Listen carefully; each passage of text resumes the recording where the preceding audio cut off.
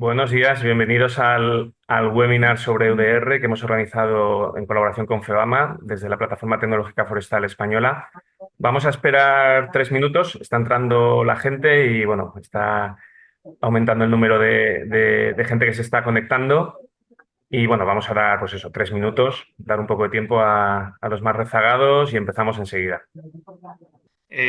Bueno, en primer lugar, la enhorabuena. La enhorabuena, pues, a los organizadores, la Plataforma Tecnológica Forestal Española, sus industrias derivadas y a FEBAMA también, la Federación, por esta convocatoria en la que, como bien comentaba Vicente, pues estamos rozando las 300 personas o más, por ahí, estábamos ahí, lo cual esto demuestra una vez más la gran expectación que hay hacia los temas que tocamos y que estamos encima de ellos, tanto el Instituto Tecnológico, la plataforma y la federación, y sobre todo, pues bueno, este tema tan actual que es el EUDR, que es un reglamento que venimos oyendo ya años atrás que se va a implantar, pero que ya llegamos a la recta final, a que esto ya está ahí sí o sí.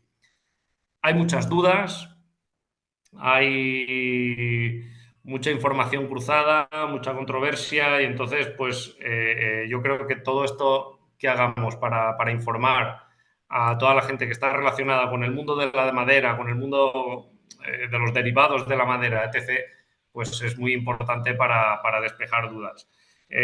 Como bien ponía, los objetivos de este webinar son conocer sobre todo el estado actual del reglamento, los cambios que implican sobre todo a nuestros sistemas, digamos, de gestión, porque la trazabilidad va a estar o sea, va a estar muy en el foco de lo que son las compras y sobre todo para los que somos importadores. Y bueno, sobre todo el papel de las nuevas tecnologías, ¿no? Como es la geolocalización, que ya lo estamos viendo años atrás, que va a ser una de las aspectos claves en la digitalización para poder cumplir con este reglamento de red, sobre todo para los vendedores, ¿no? Tiene que haber un control por parte de lo que es el exportador, pero también un conocimiento y una revisión por lo que es parte del importador. Pues bueno, sin más, daros la bienvenida y sobre todo, pues agradecer a los ponentes externos, José Brotons, Aranza Pérez y Marta Salvador. Aranza Pérez, directora forestal de Aspapel, bienvenida, empezará ahora. Luego pasaremos con Marta Salvador, directora técnica de PEF España. Y luego, pues, las dudas de los asistentes lo moderará Rosa, ¿vale? Vicente Sales también está con nosotros, aquí, como todos conocéis. Y nada, por parte mía no quiero entretener más porque de lo que se trata es de empezar el webinar.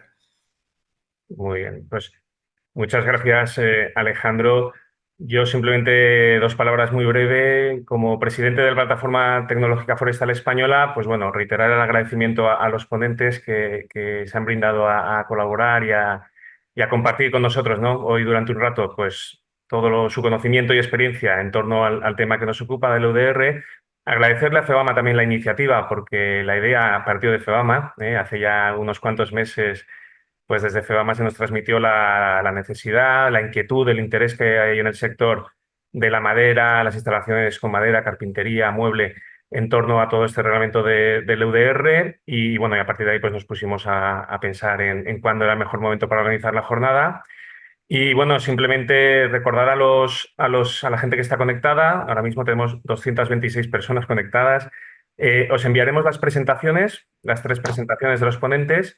Y os recuerdo también que podéis lanzar preguntas dentro de lo que es la plataforma de Zoom, no a través del chat, sino a través de otra opción que hay en la línea del menú de preguntas y respuestas. No nos va a dar tiempo a responder todo, porque la idea es acabar 11:30, a ser posible. Pero bueno, alguna pregunta de carácter general que pueda ser interesante para la mayoría, intentaremos responderla en directo. Y las que no, pues bueno, las recogeremos y las trasladaremos por escrito en la medida de lo posible en los próximos días. ¿Vale? Y sin más dilación, pues vamos a comenzar. El primer ponente, bueno, es José Brotons Martínez, jefe de servicio de la Subdirección General de Política Forestal y Lucha contra la Desertificación. del MITECO, del Ministerio. Y bueno, y José nos va a ofrecer una visión general sobre los principales cambios regulatorios del EUDR. José, cuando quieras, puedes compartir pantalla. Muy bien, pues muchísimas gracias, Vicente, y paso a compartir pantalla. A ver si no tenemos problemas.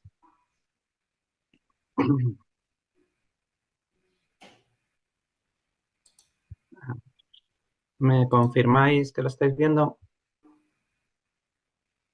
Se ve, se ve. Sí, se Sí, ve. ¿verdad? Perfecto. Muy bien. A ver. Sí.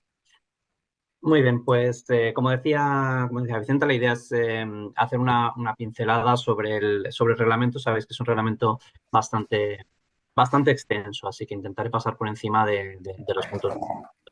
El ámbito de aplicación, como muchos de vosotros sabéis, es la introducción y la comercialización en el mercado de la Unión y la exportación desde el mercado de la Unión de determinados productos. ¿No? Aquí nos afecta la madera, pero como sabéis, afecta a 7 materias primas y a los productos pertinentes que están listados en el anexo 1 del reglamento de estas 7 materias primas: ganado bovino, café, cacao, palma aceitera, caucho, soja y madera. El reglamento exige que se cumplan tres obligaciones para poder comercializar, importar o exportar cualquier producto pertinente listado en el anexo.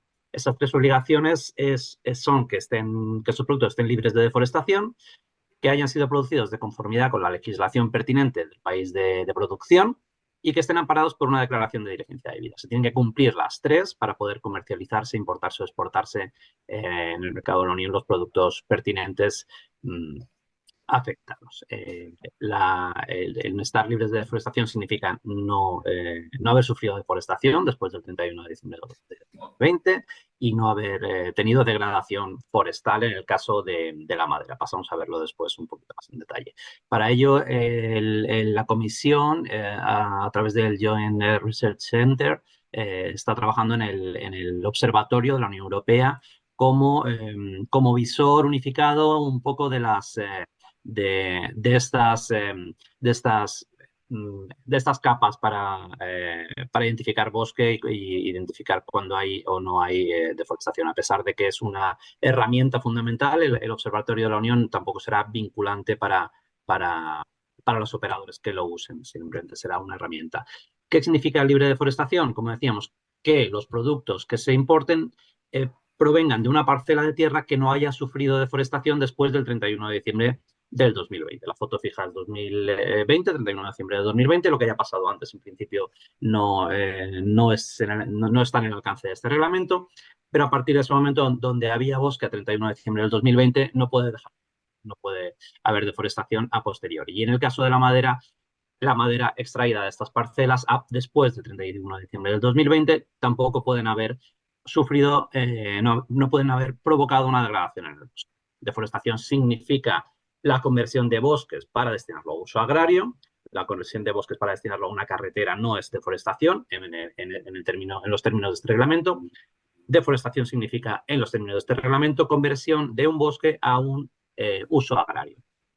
Degradación forestal es un cambio estructural en el bosque, de bosque primario o bosque de regeneración natural, en plantaciones u otras superficies boscosas, o de bosque primario en bosques de repoblación. Estas son las definiciones que se extraen de la FAO y son las que se usan en el reglamento.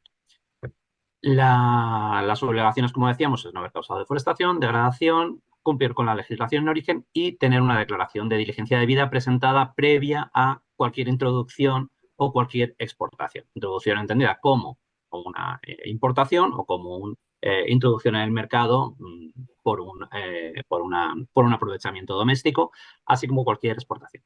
Previo a cualquier introducción en el mercado, previo a cualquier importación o previo a cualquier comercialización de un producto, aprovechamiento de un bosque al mercado, previo a esto siempre tiene que haber una declaración de diligencia debida.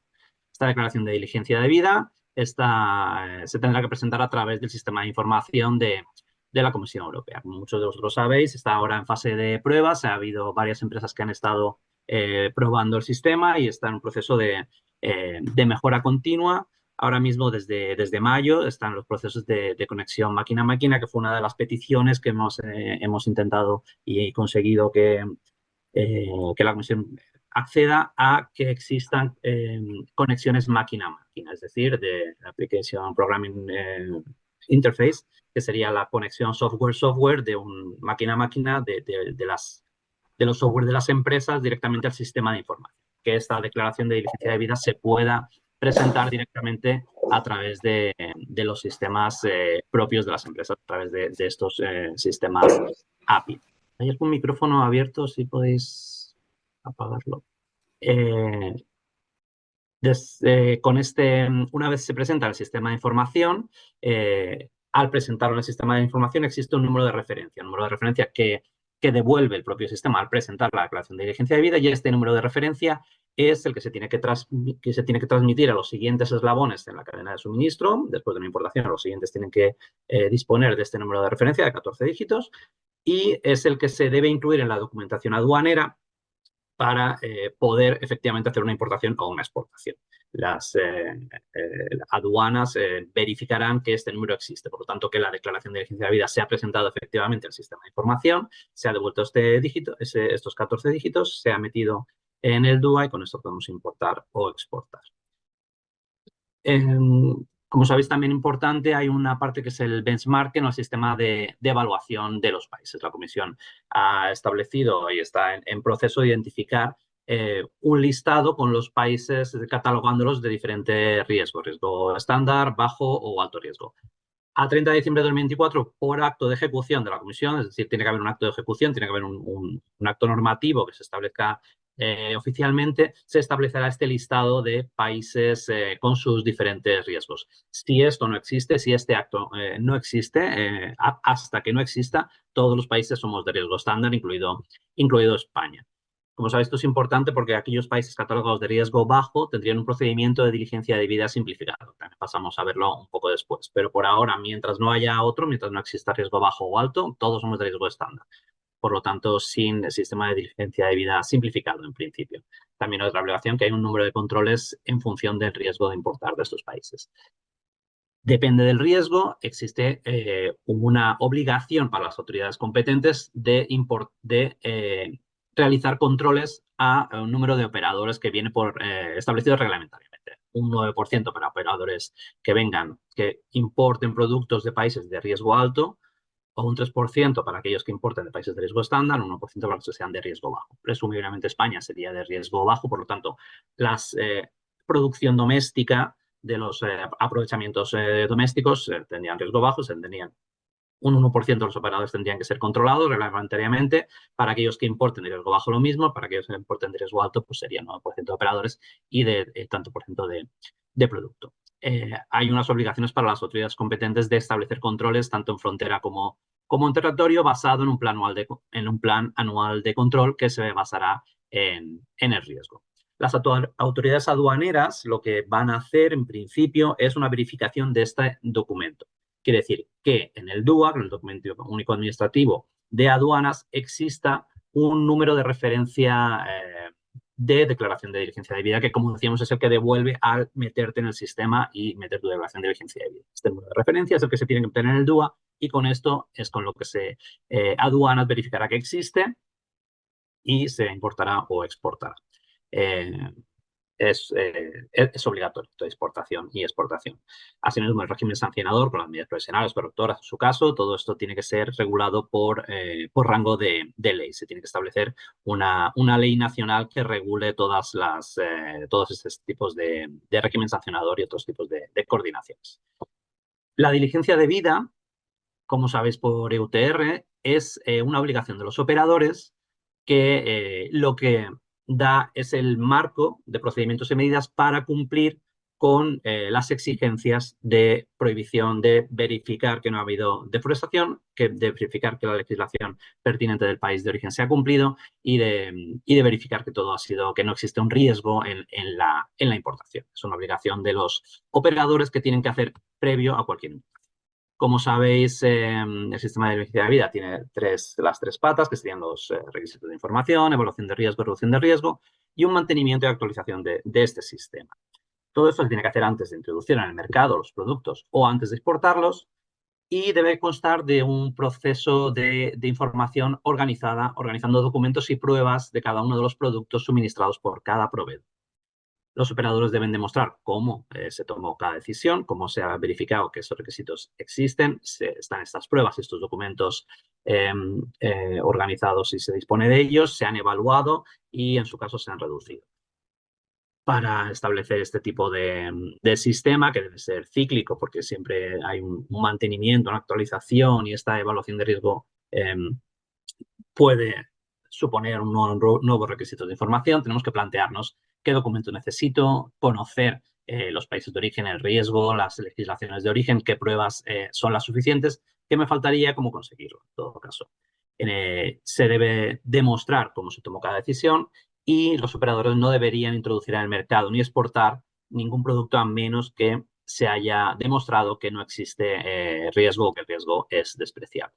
Los requisitos de información que se establecen en el artículo 9, que son requisitos que todo operador debe cumplir, incluso cuando se esté importando de un país de bajo riesgo, porque la simplificación del sistema de la diligencia debida no exime del requisito de información. Este se debe cumplir siempre. Esta información mínima se debe recopilar, está establecida en el artículo 9, como decíamos, y es básicamente el nombre comercial, la descripción, en el caso de madera, el nombre científico de la especie, las cantidades, la geolocalización de los productos en origen, la fecha o intervalo temporal del aprovechamiento, nombre comercial, y sobre legalidad, la información que nos haga concluir que la materia prima se ha producido en una parcela de tierra que ha cumplido con la legislación en origen, únicamente en ese origen. Quiero decir, la legalidad se tiene que verificar en la parcela de origen, no en todo el proceso de cadena de suministro. Toda la legalidad en la cadena de suministro hasta llegar a mí no hace falta verificarla. Se debe verificar la legalidad sobre la producción en origen, así como sobre la deforestación, la información que nos haga concluir que no ha habido deforestación. Se debe organizar esta información, una base de documentos y pruebas, como decíamos, de cada uno de los productos suministrados con cada proveedor. Por lo tanto, lo lógico es disponer de un tipo de base de datos de Excel o de algún tipo de sistema o procedimiento que nos haga disponer de esta información de manera organizada en cuanto al producto, con los diferentes puntos que veíamos. Comercial, descripción, nombre científico, bueno, todo eso se debe disponer de ello de una forma organizada. La legislación pertinente del país de producción, que tiene que estar basada en el ámbito de producción únicamente, es lo que decíamos, debe estar relativa, es relativa según el artículo 2 de la definición de la legislación pertinente del país de producción, según el propio reglamento, en cuanto a los derechos de uso del suelo, derechos humanos o consentimiento libre, previo e informado en el caso de que se deba cumplir con este requisito. Una vez disponemos de esta información que está organizada con documentación y pruebas que tenemos organizada, si nuestro país de importación no es de bajo riesgo, si es de riesgo estándar o riesgo alto, se debe hacer una evaluación de riesgo. Deberán verificar y analizar la información y documentación recopilada y evaluar esta evaluación de riesgo para determinar si existe un riesgo. Cuando el país de bajo riesgo, como decíamos, hay un procedimiento simplificado, por lo tanto no se debe hacer, no es necesario hacer esta evaluación de riesgo, pero sí tenemos que tener en cuenta que puede haber un riesgo de elusión o que pueda haber alguna preocupación justificada existente, identificando, aunque sea de bajo riesgo, que en nuestra parcela de tierra pues pueda haber algún problema. En el caso de, como decíamos, de riesgo estándar o alto, estos criterios de riesgo que también están establecidos en el reglamento, en el artículo 10, pues serían estos riesgos que se tienen que tener, estos criterios de riesgos que se tienen que tener en cuenta. La complejidad de la cadena, la presencia de pueblos indígenas, la corrupción, preocupaciones, por supuesto, presencia de bosques. Si no hay presencia de bosques, pues no hay riesgo de deforestación. Entonces, este tipo de criterios de riesgo son los que tenemos que tener en cuenta para evaluar nuestra información. En el caso de haber encontrado algún riesgo, se debe hacer alguna medida de reducción de riesgo, que básicamente también lo define el reglamento. El artículo 11 serían básicamente solicitar nueva información, datos o documentos adicionales que me permitan verificar que ese riesgo se ha reducido o que es inexistente. Se pueden realizar estudios o auditorías independientes o buscar algunos que ya existan en la zona o algunos u otros tipos de medidas en relación con los requisitos de información. En particular, el apoyo a los proveedores o a los pequeños propietarios. En el caso de que, por ejemplo, el riesgo sea haber identificado que los proveedores no disponen de una geolocalización adecuada, por ejemplo, son un apoyo a estos proveedores facilitándole ese tipo de geolocalización, no necesariamente dándole un móvil, simplemente diciéndole las parcelas a las que corresponden, pues sería un apoyo a estos proveedores que ya nos permitirían disponer de esta información. Asimismo, en la reducción de riesgos, el reglamento establece que los operadores tienen que establecer políticas y controles que deben incluir modelos de procedimientos de gestión del riesgo, nombramiento de un responsable a nivel de dirección para las empresas que no sean pymes, únicamente para las grandes, así como una auditoría independiente para comprobar estas políticas también únicamente para las empresas que no sean pymes. Es decir, únicamente en el caso de reducción de riesgo y únicamente para las empresas grandes se debe de nombrar un responsable a nivel dirección y una auditoría independiente. Esto está establecido igualmente en el reglamento. Otra obligación de los operadores, en este caso, es la información pública. Los operadores no pymes, de nuevo, solamente ellos, deben informar al público, en particular a través de Internet, lo lógico es a través de las páginas web de las propias empresas, con un resumen de la información del sistema de diligencia de vida, de estos productos, cantidades, países de origen, esta forma de trabajar y las conclusiones de la evaluación de riesgo realizada, así como un proceso de consulta a los pueblos indígenas en el caso de que esto exista.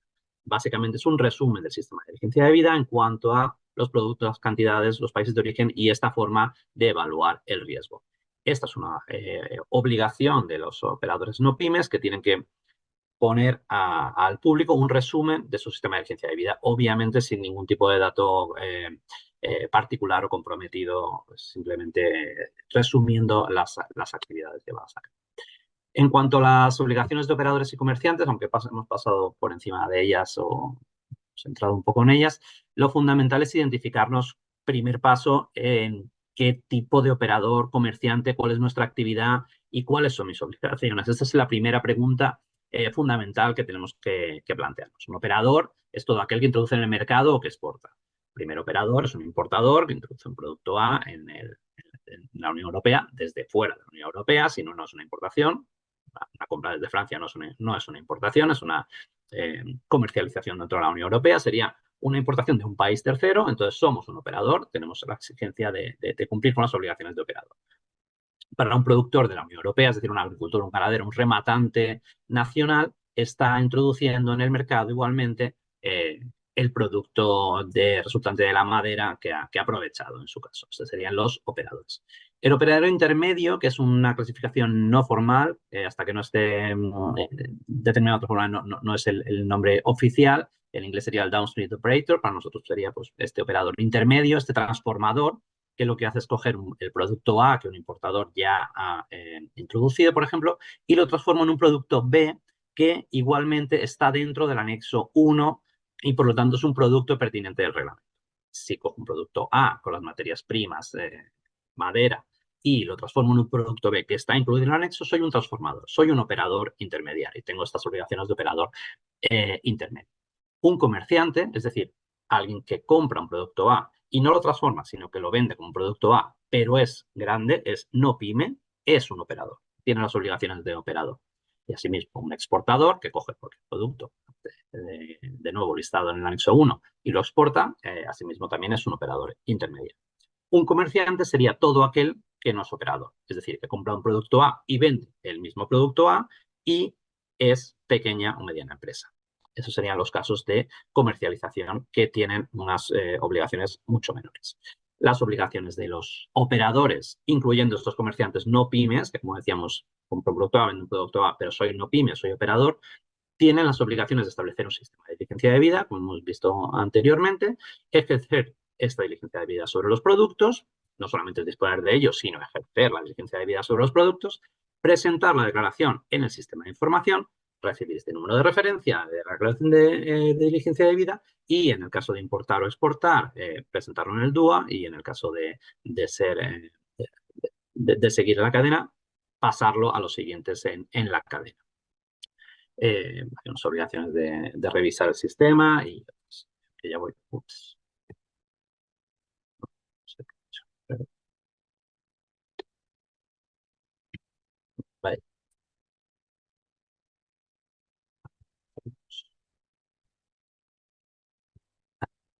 Vale, la simplificación, como decíamos, existen dos tipos de simplificaciones. El procedimiento simplificado, cuando se importa de países de bajo riesgo, zonas clasificadas de bajo riesgo, da igual que sea pyme o no pyme, estaremos usando el procedimiento simplificado de diligencia de vida, es decir, únicamente acceso a la información, no es necesaria la evaluación ni la reducción. Existe asimismo el pack de eficiencia para los operadores intermedios. Estos operadores intermedios, como hemos visto que cogen un producto, lo transforman en otro que también está listado, pueden ser pymes o no pymes. Dependiendo de si son pymes o no pymes, tienen estas obligaciones. Pack de eficiencia, como decíamos, estas simplificaciones. Una empresa pyme que es operador intermedio estará exento de hacer una declaración de diligencia de vida, solamente tendrá que ver los números de referencia a las declaraciones de diligencia de vida previa que, bajo demanda, es decir, si sufre una inspección o si alguien se lo pide, deben de presentar. Si la empresa es no pyme, si es una gran empresa, tendrá que tener una forma de revisar las declaraciones de diligencia de vida previas. Es decir, yo tengo mi declaración de diligencia de vida, tengo que presentarla, pero revisando la diligencia de vida que han hecho los anteriores, solicitando a los demás a través de esta revisión pública o solicitando información, revisar que la diligencia de vida previa de mis proveedores efectivamente ha funcionado. En todo caso, dentro de este pack de eficiencia de este operador intermedio, se debe ejercer efectivamente la diligencia de vida para las partes del producto que no hayan sido sometidos a un procedimiento de diligencia de vida previa. ¿Qué significa? Que realmente, si no ha tenido una diligencia de vida previa, realmente es que lo estoy importando o produciendo, porque si no, mi anterior eslabón en la cadena debe haber hecho esta diligencia de vida por su cuenta. En cuanto a los comerciantes, este registro de información sobre la compra no tiene ningún tipo de obligación sobre el sistema de diligencia de vida, declaración de diligencia de vida y simplemente recoger información sobre sus proveedores y clientes. Estos serían únicamente los comerciantes pymes en este caso. En un ejemplo de una exportación de madera, con todo el producto, podemos verlo aquí, veo que voy muy pillado de tiempo, como voy a pasar las presentaciones lo podéis ver un poco más en detalle, pero básicamente las obligaciones de cada uno de los eslabones, pues dependería de si soy productor de la Unión Europea, si soy un rematante forestal, como decíamos, soy un operador, tengo las obligaciones de diligencia de vida, tengo que presentar esta declaración de diligencia de vida, tengo el resto de obligaciones. El segundo, si fuera un transformador pyme, sin obligación, pero sí recibiría estas declaraciones de diligencia de vida. Un comerciante pyme no tendría esta obligación. Un transformador no pyme, el siguiente eslabón en la cadena, por ejemplo, es un caso hipotético, sí tendría esta obligación revisando las declaraciones de diligencia, la diligencia de vida previa de los anteriores y presentaría esta declaración y su número de referencia. Finalmente, el exportador necesitaría presentar esta declaración de diligencia de vida porque se lo exige en el DUA de exportación. Esta sería un poco la cadena, que me hubiera gustado más verla más en detalle, pero vamos, como decía, con el tiempo justo, pero creo que es bastante clara. Diferencias claras entre lo que conocemos hasta ahora, el EUTR y el EUDR. Se establecen obligaciones tanto a productores como a importadores, como a exportadores, como a comerciantes y transformadores. El gran nuevo obligado aquí es esta empresa transformadora. Como sabéis, en EUTR solamente era el importador el que tenía esas obligaciones o el productor nacional. Ahora también son los transformadores y son los exportadores los que están obligados a cumplir con la norma en el EUDR. Hay más materias primas, hay más productos dentro de la madera. El reglamento UTR tenía un listado de productos. El EUDR amplía este listado de productos añadiendo algunos que no estaban, como las sillas, ataúdes, carbón vegetal o los libros que no estaban listados en el EUTR y ahora sí están en el EUDR. Se establece que no solo la legalidad, se tiene que demostrar que aunque sea la deforestación sea legal, no se puede comercializar un producto que haya causado deforestación, incluso aunque sea legal en el país de producción. Hay un detalle importante que es que se pasa de una obligación de tener un acceso a la información, que era lo que obligaba el EUTR a tener. Yo tengo acceso a esta información, ahora es que tengo que tener esta información efectivamente. Tengo que recopilarla, organizarla y conservarla. Tengo que tenerla listada e identificada. Bueno, los criterios de evaluación y reducción de riesgo son concretos, se establecen reglamentariamente, como hemos visto, dentro de los criterios de evaluación como la reducción y la gran obligación de la geolocalización de las parcelas de producción. Esas serían las diferencias entre OTR y EUDR pues, más importantes. En cuanto al periodo de transición de productos EUTR, también, como sabéis, el EUTR sigue aplicándose un periodo de transición de 3 años desde la entrada en aplicación del EUTR. Es decir, desde el 30 de diciembre de 2024, que entra en aplicación el EUDR y se deroga el EUTR, existe un periodo de transición en el cual todavía el EUTR sigue en vigor. Aunque se haya derogado por el reglamento, hay un periodo de 3 años en el cual sigue en vigor el EUTR para todos aquellos aprovechamientos que se hayan hecho durante previo al 29 de junio de 2023 o al 30 de diciembre de 2024 que se hayan introducido en el periodo de esos 3 años. Como veis, es más fácil verlo que explicarlo, pero el EUDR se aplica en los casos en que el aprovechamiento está en estos periodos producidos aprovechados y se introducen en los que, como decía, paso la presentación y creo que es más sencillo ver el caso concreto que intentar explicar la presentación. Un punto fundamental es que el Real Decreto 1088/2015, que establecía la obligación adicional de declaración responsable, como todos sabéis, la declaración responsable se tiene que presentar anualmente con los datos del año anterior, el último año de presentación será el 2025, con los años del 2024. Es decir, el año que viene, con los datos de este año, es el último año en que se tiene que presentar una declaración responsable. Pero el año que viene se tiene que seguir presentando la declaración responsable. Esto será derogado con la entrada del vigor de la ley EUDR y FLEC, que bueno, la información pública está muy cerca. El trámite de información pública está muy cerquita. Y una vez que pase el periodo de información pública desde el verano, tendrá que seguir los trámites para que esté en vigor a finales de año.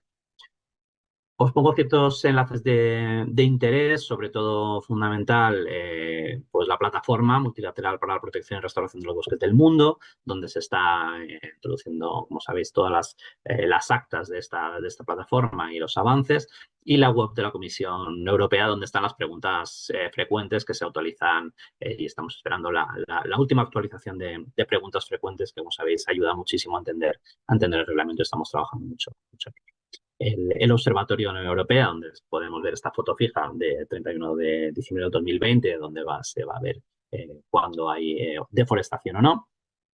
Y también nos pasamos resumen de reglamento, una infografía de la Fundación Biodiversidad y el buzón de consulta, donde se están recibiendo todas las dudas, intentamos responderlas conforme van llegando. También se puede dar de alta las noticias en cuanto a novedades EUDR, en las cuales iremos actualizando pues, cuando vayan saliendo nuevas informaciones de reglamento.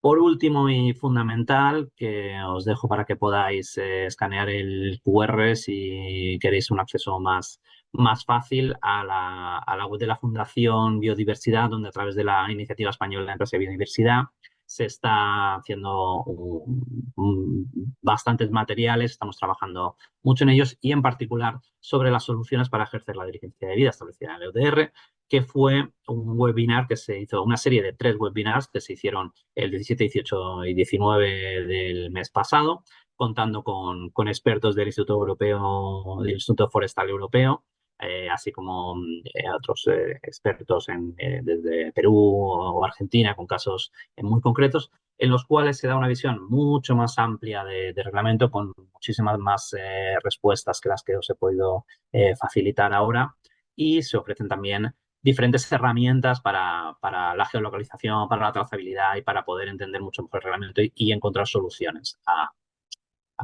las dudas que seguro tenéis. Creo que esta era la última, así que me he pasado un poquito de tiempo, lo siento, pero... Muy bien, pues, muchas gracias, José, por la presentación tan completa, por el esfuerzo de intentar resumir tanta información tan importante, ¿no? Y ofrecer una visión concreta en este ratito que tenemos esta mañana. Alejandro ha levantado la mano, creo que quiere intervenir Sí. y daremos paso a la siguiente ponente. Alejandro, adelante. Bueno, en primer lugar, José, enhorabuena porque la ponencia ha sido muy didáctica, la verdad. Ha sido corta, nos hubiera gustado que hubiera sido más larga, pero muy didáctica. Yo quería hacerte una pregunta, un poco basándome en el mayor número de asociados que pertenecen a nuestra federación o la empresa tipo, ¿no?, que pertenece a nuestra federación.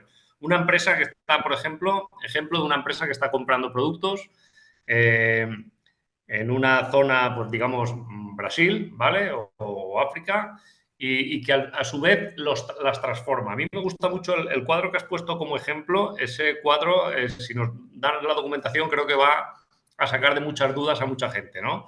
Entonces, una empresa que está comprando en una zona, ¿vale? Maderas tropicales o maderas incluso incluidas en el CITES, ¿vale? Y que la transforma. ¿Qué tipo de documentación tenemos que aportar nosotros? O simplemente, como ponía en el ejemplo número 2, tenemos que conservar a demanda de cliente. Sí que tenemos que ser supervisores de nuestros proveedores, pero por lo que yo entiendo, el mayor trabajo lo van a tener que hacer esas empresas porque si no, no van a poder exportar a la Unión Europea. Es así, me gustaría que lo explicaras. Mm, Siempre va a depender de los casos, pero si entiendo bien, la empresa A compra a un proveedor en Brasil. Entonces la empresa A es un importador. Un Está importando. importador. Si es un importador, tiene las obligaciones de un operador, por lo tanto tiene que ejercer una diligencia debida, lo cual significa que debe conocer la geolocalización Sí. de todas las parcelas de producto en Sí. Todo Brasil. eso nos lo va a aportar el proveedor. Os lo va a aportar el proveedor, si a demanda, o se puede buscar en diferentes, en Brasil exactamente no lo sé, en otros países existen muchas iniciativas para intentar ayudar justamente para que esto sea eficaz. Los ejemplos que se ponen a través de DISEC en Brasil o el Catastro de Perú o ya te digo, Brasil también, no te sé decir ahora mismo alguno concreto, sí que hay mucha información sobre esta geolocalización en origen. La obligación es del operador, es decir, es del importador. La obligación del importador y a quien se va a ir a hacer una inspección es al importador en España. Ese importador en España debe disponer de la geolocalización de las parcelas de origen de todos sus productos, debe haber hecho un sistema de diligencia de vida conociendo la legislación en origen, teniendo pruebas y documentos que demuestren que se han cumplido verificando esta legalidad, verificando esta no deforestación, esta no degradación, con toda esta información del sistema de diligencia de vida, evaluando este riesgo de Brasil, habiendo tenido en cuenta los criterios que hemos citado un poco por encima, debo llegar a la conclusión de que no hay un riesgo. Cuando esto está hecho, debo presentar una declaración de diligencia de vida en el sistema de información de la comisión. Este sistema de información me devuelve el número de 14 dígitos. Este número de 14 dígitos lo meto en el DUA y entonces Aduanas dirá, tiene este registro, lo ha metido en el sistema de información y puede importar. Ese sería el proceso de un importador. ¿Cómo saca esta información? Nuestra labor es una labor de gestión, porque la recopilación de esos datos nosotros no la podemos obtener si no nos las dan los proveedores. Hay diferentes formas de encontrar esta información. Una de ellas, por No, supuesto, o sea, es el trabajo. encontrar, no.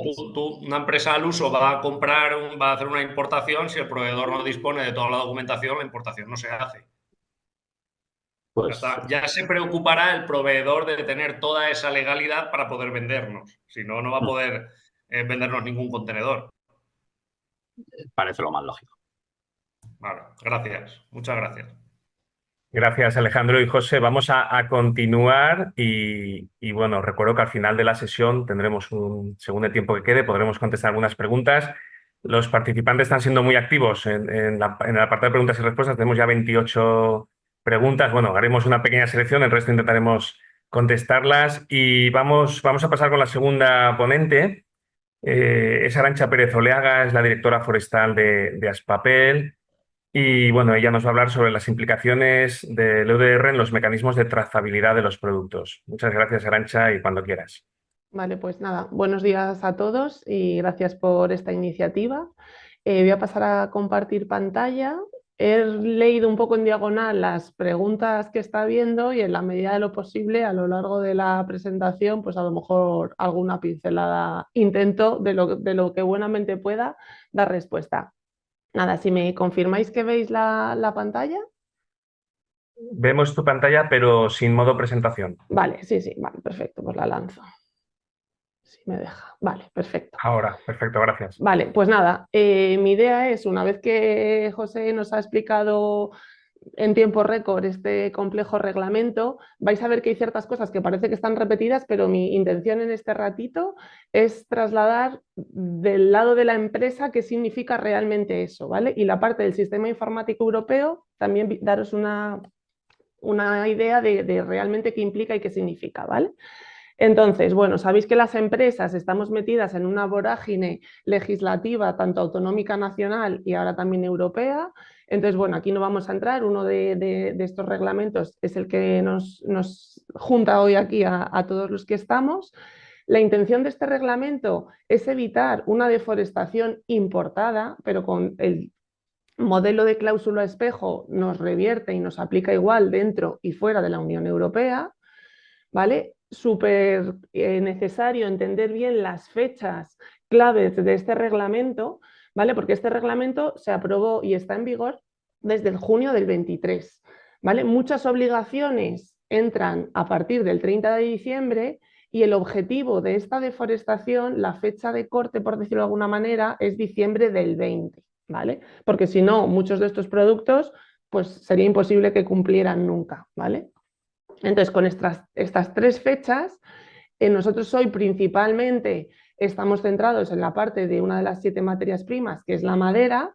A mí, si alguno ya me habéis oído hablar de este tema, me gusta como parte del sector forestal subrayar que este reglamento ya cita que la parte de madera somos el causante, entre comillas, de ese 8,6% de la deforestación mundial, es decir, que como sector tenemos que hablar de que estamos dando respuesta a este reglamento, pero que estos son realmente los datos y lo que está en juego, por decirlo, dentro de nuestros productos, que dentro de estas 7 materias primas hay un listado exhaustivo de estos productos pertinentes. Aquí os pongo algún ejemplo de otros sectores, algunos de nuestro sector, y sin querer que veáis uno a uno en detalle, pero como he visto que ha habido varias preguntas al respecto de qué productos, yo os invito a que este anexo 1, donde están listados súper detalladamente todos estos productos, como puede ser tableros de partículas, OSBs, chapado, madera, es decir, están bastante bien especificados qué productos están en el alcance de este reglamento. Cada uno intenta identificar aquí cuál de ellos son, porque además esto es bastante importante porque luego ese sistema informático del que todo el mundo hablamos, sistema informático europeo, sí que te hace un desplegable por esta nomenclatura, por esta codificación de cada uno de ellos, ¿vale? Entonces, bueno, que tengáis identificados cuál de estos estaría dentro de vuestro alcance en vuestro proceso de comercialización, ¿vale? Bueno, este es, como digo yo, el corazón del reglamento, que lo ha explicado fenomenal José, pero sí que incidir sobre todo en ciertas definiciones, porque como cualquier reglamento, las definiciones son bastante clave para entender todo lo demás. Entonces, yo aquí os invito a que sobre todo el introducir en el mercado y algún tipo de definición, como os las he subrayado aquí, las leáis con detenimiento. ¿Por qué? Porque la primera obligación es saber que están libres de deforestación y degradación, que ahora matizaremos un par de detalles. La legalidad del país o en nuestro caso también a nivel nacional, y ahora también os cuento qué estamos haciendo por nuestra parte. Y una vez que tenemos este paso 1 y este paso 2, lo tercero ya es la declaración en ese sistema informático europeo, ¿vale? Que aquí también yo sé que hay bastantes dudas porque no son, hago la declaración con la información de lo anterior, esto vamos a intentar también dar algún detalle, ¿vale? Nada, aquí voy a pasar por encima porque no nos podemos detener en las definiciones.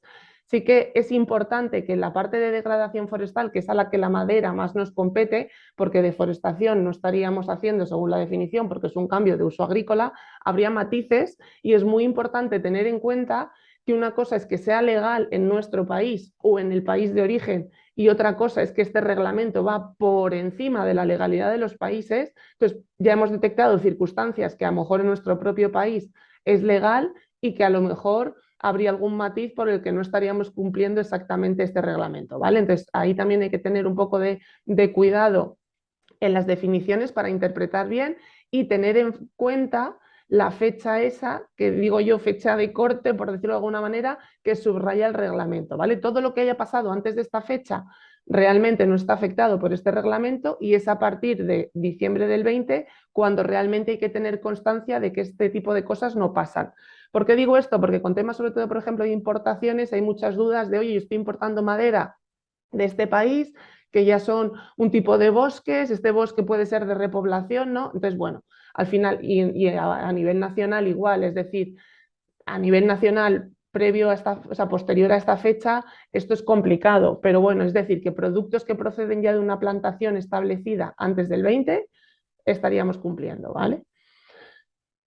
Introducir en el mercado es, como digo yo, es muy relevante para entender bien quién es un operador, que es el que introduce los productos, ¿vale? Tanto en el mercado, tanto como importación. La importación, este reglamento, que he visto por ahí alguna consulta, es lo que significa introducir dentro de la Unión Europea. El propio sistema informático ya te obliga, por decirlo de alguna manera, a identificar qué es importación, es decir, qué metemos en la Unión Europea y qué es doméstico. Doméstico significaría comercio dentro de la Unión Europea, ¿vale? Y la parte de comerciante y comercialización. Detectar bien qué legislación de la producción, como decíamos, de esa materia prima es la que da respuesta. En el caso de nuestros aprovechamientos, por ejemplo, a nivel nacional, pues también tenemos la complejidad de que toda la parte de aprovechamientos pues depende también ya de cada una de las comunidades autónomas de forma específica, entonces hay que ir viendo qué legislación es la que hay que cumplir en cada caso. Y aquí, bueno, ya incidiremos en un poco también hoja de ruta, ¿no? O qué recomendaciones tenemos ya para poder ir dando respuesta a esto. Y donde me voy a detener, como os digo, un poco a posteriori, pero para que ya tengáis una idea, el tercer punto, que es hacer la declaración, es algo realmente, entre comillas, simple, una vez que hemos hecho nuestra diligencia de vida anterior, y aquí ya únicamente nos ceñimos a meter los 5 datos que nos enumera el anexo 2, ¿vale?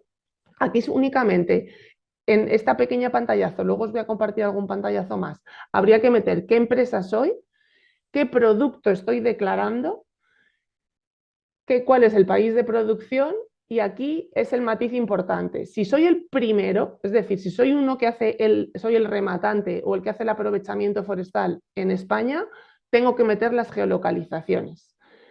Si estoy importando un producto, madera, en nuestro caso pasta, tablero, mueble o un libro, como soy el que lo importa, tengo que bucear en mis eslabones previos hasta conseguir la geolocalización, porque como voy a ser el primero que haga esta declaración, por muy transformado que esté mi producto, el dato de entrada es geolocalización. Si ya no soy el primero que hago esta declaración, es decir, si yo he comprado ya una madera o un producto dentro de la Unión Europea y ha habido uno que previamente ha hecho una declaración, yo en el sistema informático europeo ya no tengo que meter una geolocalización, tengo que meter el número de referencia de mi proveedor, ¿vale? Número de referencia o números de referencia varios. Un ejemplo, si yo voy a hacer un tablero y estoy comprando madera a 5 proveedores, esos 5 proveedores me darán 5 números de referencia que serán los que yo meta en el sistema informático para decir que produzco mi tablero. Y ese tablero me generará un número de referencia que es el que yo le pasaré a mi cliente de tablero, ¿vale? Entonces, este matiz sí que es importante. Y para que os hagáis una idea, ahora insisto, más adelante os voy a compartir alguno más. El dato de salida, por decirlo de alguna manera, es este número de referencia de 14 dígitos. Y seguimos porque luego vamos a entrar en profundidad. La parte de geolocalización, cuando soy el primero que introduce en el mercado europeo un producto, ya sea por un aprovechamiento doméstico o por una importación, tengo que meter la geolocalización. Se pueden meter una o n geolocalizaciones, ¿vale? el matiz aquí está en que si son parcelas de menos de 4 hectáreas, permite un centroide, ¿vale? Es decir, yo puedo coger con un móvil un punto o puedo tener una cartografía y que me lo transforme en un punto concreto. Pero si es para más de 4 hectáreas, tengo que meter un polígono. Matices de aquí, sobre todo de la fase de pruebas piloto que hemos podido estar haciendo, que se pueden cargar muchísimas geolocalizaciones juntas, que se pueden combinar tanto centroides como polígonos de forma agrupada para importarlas. ¿Y qué más matices aquí, o sea, que os pueda interesar? Pues bueno, que mi consejo es que es una de las conclusiones, pero ya me voy adelantando, que como este sistema informático europeo a día de hoy está abierto, por decirlo de alguna manera, para probar las APIs que ya se solicitaron, poder conectarse para poder importar todas estas georreferencias de forma agrupada. Las recomendaciones o sea, por nuestra parte es que si detectáis que tenéis que hacer una declaración de diligencia debida en algún momento de vuestros procesos, que intentéis solicitar ya un usuario y contraseña y enfrentaros a esa pantalla por primera vez, ¿vale? Porque por mucho que yo os comparta aquí ahora a lo mejor pantallazos de este tipo de cosas, sí que es diferente cuando uno se enfrenta a, me voy a generar un usuario, voy a intentar importar, a ver cómo. Entonces, esa sería una primera también recomendación, ¿vale? Bueno, una vez que tenemos estos componentes, otro matiz muy importante es la clasificación del riesgo, ¿vale? Y las autoridades competentes. Entonces, también yo os invitaría a que a las autoridades competentes de donde estáis ubicados vayáis interactuando con ellos para ver un poco también qué reglas del juego se establecen, si estáis en la fase de aprovechamientos, con más razón, y si estáis en la parte de comercialización, pues también. En la parte de riesgo bajo, estándar y alto, que con esto ha habido bastante revuelo, entre comillas, es que el propio reglamento recoge que la comisión tiene que, para el 30 de diciembre, establecer una metodología en la que se diga qué países somos bajo, estándar o alto según el riesgo de las 7 materias primas. Es decir, puede haber un país con riesgo alto por otra materia prima e iríamos todos en ese saco, por decirlo de alguna manera. Esto, sin poderme extender, aparte de los controles, ¿qué significa? Pues que si no les da tiempo, como han podido a lo mejor adelantar, a tener esta clasificación, seremos todos riesgo estándar. ¿Y por qué estamos presionando desde los países y sobre todo desde los sistemas productivos que queremos que nuestros países de origen sean riesgo estándar? Porque si fuésemos, y como pretendemos ser, riesgo bajo, tendríamos esa posibilidad de diligencia debida simplificada, que no exime de hacer luego la declaración según qué casos, ¿vale? Simplemente significa que en vez de en mi sistema de diligencia debida ejercer los 3 pasos, me quedaría solo en el primero, que es recopilar información, ¿vale? Entonces, aquí, o sea, serían, reiterando un poco, pero si yo soy una empresa, lo primero que tengo que hacer es, ¿me aplica a mí este reglamento? ¿En qué medida, en qué proceso? Hablar con los proveedores y ver si realmente pretendo o creemos, si comercializo solo en España, pues a lo mejor seremos riesgo bajo, pero vamos a pensar que somos todos riesgo estándar, y si estoy importando, pues prever que voy a tener que recopilar la información, evaluarla y reducirla, ¿vale? Y yo hoy no me voy a detener en estos 3 puntos porque nos alargaríamos demasiado. Entonces, voy a pasar esta parte rápida. Sí que la parte de recopilar información es algo que hay que hacer un poco B2B, es decir, con nuestros proveedores. Hay que ir hablando ya e ir matizando cómo vamos a hacer estas reglas del juego, porque luego la parte, como os digo, de la declaración es algo muy simple que incorpora pocos datos, por decirlo de alguna manera, y no son todos los que están en el proceso de recopilar información. Esta parte, como os digo, la voy a pasar rápido. Sí que es importante matices como países donde pueda haber preocupaciones justificadas por un tercero. En la parte de sistemas de certificación yo también siempre matizo bastante, que está aquí recogido, pero eso Marta nos lo va a explicar fenomenal luego, ¿vale? Entonces, en esos sistemas de diligencia debida hay que decir qué proveedores tengo, van a ser de qué riesgo, van a estar certificados o no, es decir, ir haciendo como una especie de árbol de decisión que me permita a mí un poco saber dónde estoy, ¿vale? Entonces, el marco de procedimientos y medidas es el que yo os invito también a que ya vayáis esbozando o pintando, ¿vale? Para ver un poco que todos los productos que yo compro y que luego transformo y vendo, pues están cumpliendo esta normativa. Obligaciones que ya también nos han citado, pero que son importantes en qué tiene que hacer una empresa, es estos operadores tienen que revisar ese sistema de diligencia de vida al menos una vez al año y un resumen de la parte pública, porque hay datos que desde los procesos industriales estamos subrayando mucho que son confidenciales. De hecho, también ya os matizo que pasadas las pruebas piloto del sistema informático europeo, incidimos o insistimos mucho en que la parte de geolocalización parecía algo sensible de cara a que lo viera el siguiente y ya en las pruebas que estamos haciendo ahora sí que hay una casilla en la que tú puedes picar y entonces el siguiente no ve tu geolocalización, ¿vale? O sea, pues puedes elegir que sea confidencial. Esto nos genera otra serie de dudas de cómo vamos a demostrar entonces o cómo voy a tener que pedir esa información, si la voy a tener que pedir o no aguas arriba, porque en el sistema informático no la voy a ver. Pero bueno, a priori, a día de hoy, las certezas que tenemos es que el sistema informático europeo te permite invisibilizar para el siguiente esa información, ¿vale? Entonces, bueno, se conservará sobre todo durante 5 años la documentación relacionada. Y también aquí os invito a reflexionar porque hay veces que yo sí que tengo que pedirle a mis proveedores cierta información, pero a lo mejor yo luego no tengo que hacer una declaración en función del contexto de si soy pyme, no pyme, comerciante, etcétera, etcétera, ¿vale? Entonces, por eso digo que sí que eso hay que ver caso a caso en qué circunstancias estaríamos cada una de las empresas.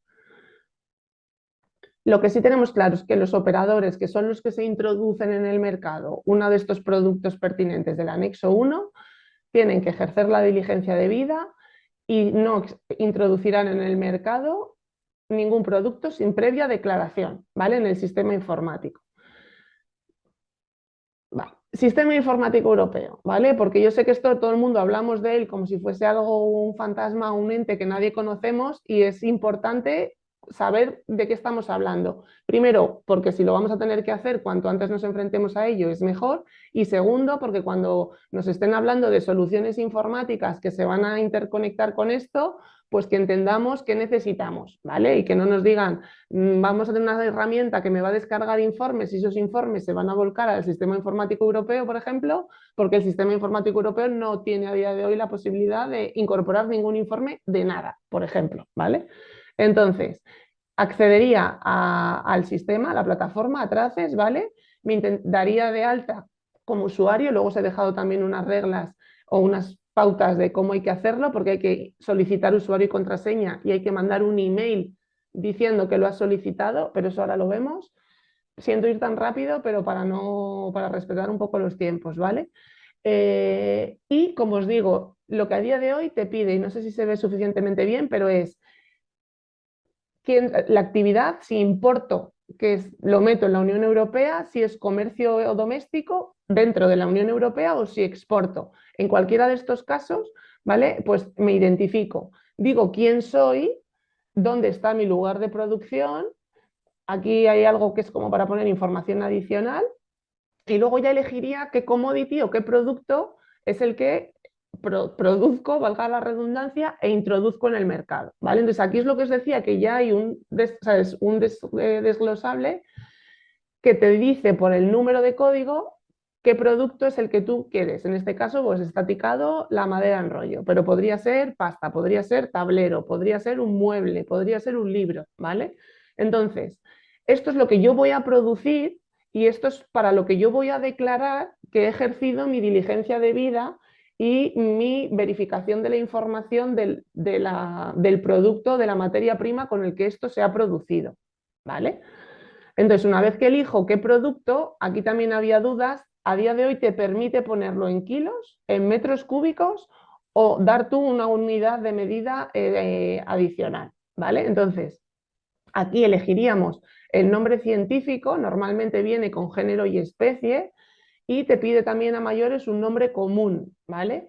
Entonces, sí que es verdad que además, por lo menos a día de, o lo último que hemos visto, y esto también es que es un proceso, o sea, un sistema informático que está en continuo cambio, con lo cual hay que ir viendo qué modificaciones se van haciendo, pero a día de hoy tú puedes meter un volumen como el que está aquí metido de 60 metros cúbicos y incorporar varias especies, ¿vale? Es decir, no tienes que hacer una declaración, por lo menos esto en la versión actual, no sé, porque aquí también está habiendo muchos matices, ¿vale?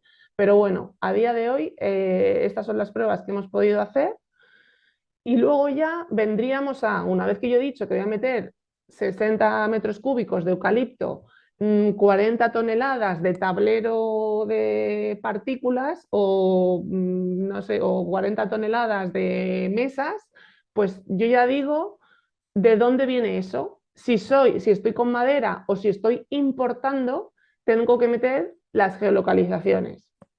Y si es un producto que ya el anterior ha tenido que hacer una declaración, pues ya metería, en vez de la geolocalización, metería, como os digo, los códigos de referencia del anterior. Si tengo que meter geolocalizaciones, puedo o bien importar polígonos, esto es normalmente el formato es j.son, ¿vale? Y aquí es donde está esto abierto para que la gente haga pruebas y se conecte con APIs, o como hay una opción que es declarar en exceso, es decir, yo puedo decir que la madera que viene de este rodal viene de este monte, si yo demuestro o tengo claro que todo ese monte cumple, o por ejemplo, me contaban un caso que luego no sé si era verdad, pero es bastante intuitivo para este ejemplo. El café de Colombia, si todas las plantaciones de café de Colombia están establecidas antes de diciembre del 2020, cumplen el reglamento, con lo cual yo puedo hacer un save de todas las plantaciones de café de Colombia y para cualquier grano de café que comercialice Colombia y al cual le pidamos una geolocalización, Colombia nos puede decir, toma, mi save de mi país entero, porque sé que venga de donde venga ese grano, cumple. ¿Vale? Eso significa una declaración por exceso. Entonces, también tienes acceso a un mapa donde tú puedes pintar, puedes hacer muchísimo zoom y puedes pintar una zona. Eso sí, te responsabilizas de que lo que ha salido es de esa zona y que de esa zona debería cumplir toda la parte documental de legalidad y de no deforestación que exige el reglamento, ¿vale? Vale, más cosas importantes. Cuando yo tengo hecha ya la declaración, he metido quién soy, qué producto, qué cantidad y cuáles son mis entradas, genero esa nueva declaración, ¿vale? Tengo 72 horas para modificarla o para añadir datos y una vez que ya le doy como si dijéramos a que la quiero registrar, en un tiempo que desconocemos aparece como válida, ¿vale? Aparece en verde. También nos han confirmado que no hay nadie detrás validando y chequeando nada, sino que es una validación automática que no garantiza que tú estés cumpliendo, sino que se registra tu declaración. Cuando esta declaración está registrada, sale este número de referencia, ¿vale? El famoso número de declaración de diligencia debida, que son 14 dígitos y que a día de hoy, y aquí está una de las complejidades, no se puede exportar. Entonces, otro de los requerimientos que hacemos por allá donde vamos es, por favor, que el Sistema Informático Europeo deje exportar esto, porque copiar a mano 14 dígitos es imposible. Y además, no son 14 dígitos, porque cuando tú generas esto, son estos 14 dígitos más un token de otros 6 dígitos. Es como una tarjeta y la contraseña. Entonces, al final tienes que estar dándole a tu siguiente 14 más 6. ¿Por qué? Para que esos 14 no los pueda usar cualquiera de forma errónea, por decirlo de alguna manera, sino que tú tienes que tener tu código de referencia y tu token para poder acceder a la declaración del anterior. Declaración a la que tú puedes acceder con ese 14 más 6 y ver la información que él ha registrado, a no ser que a día de hoy haya ticado las georreferencias, si es el anterior el que ha metido las georreferencias y las ha solicitado que sean invisibles. Entonces tampoco las verías, ¿vale? Venga, y vamos acabando. Vale, esto es cuando tú metes un número de referencia del anterior y el número de verificación, el token, ¿vale? Para ver los datos del anterior. Es algo muy manual, que no es complicado, lo complicado es esa información con el anterior, pero que requiere mucho tiempo, ¿vale? Entonces las empresas hay que dimensionar cada cuánto voy a hacer una declaración, que esa es otra duda que también he visto. Cada empresa tiene que decidir cada cuánto hace una declaración. Es decir, si yo soy un rematante, puedo hacer una declaración por cada monte, o puedo hacer una declaración al mes con toda la madera que corte de 10 montes y mis entradas serán 10 geolocalizaciones de 10 montes. Si yo genero tablero, puedo decidir que hago una declaración por el tablero que fabrico a la semana, al mes, para un cliente y para otro otra declaración, siempre y cuando tenga claro cuáles son mis entradas para fabricar eso.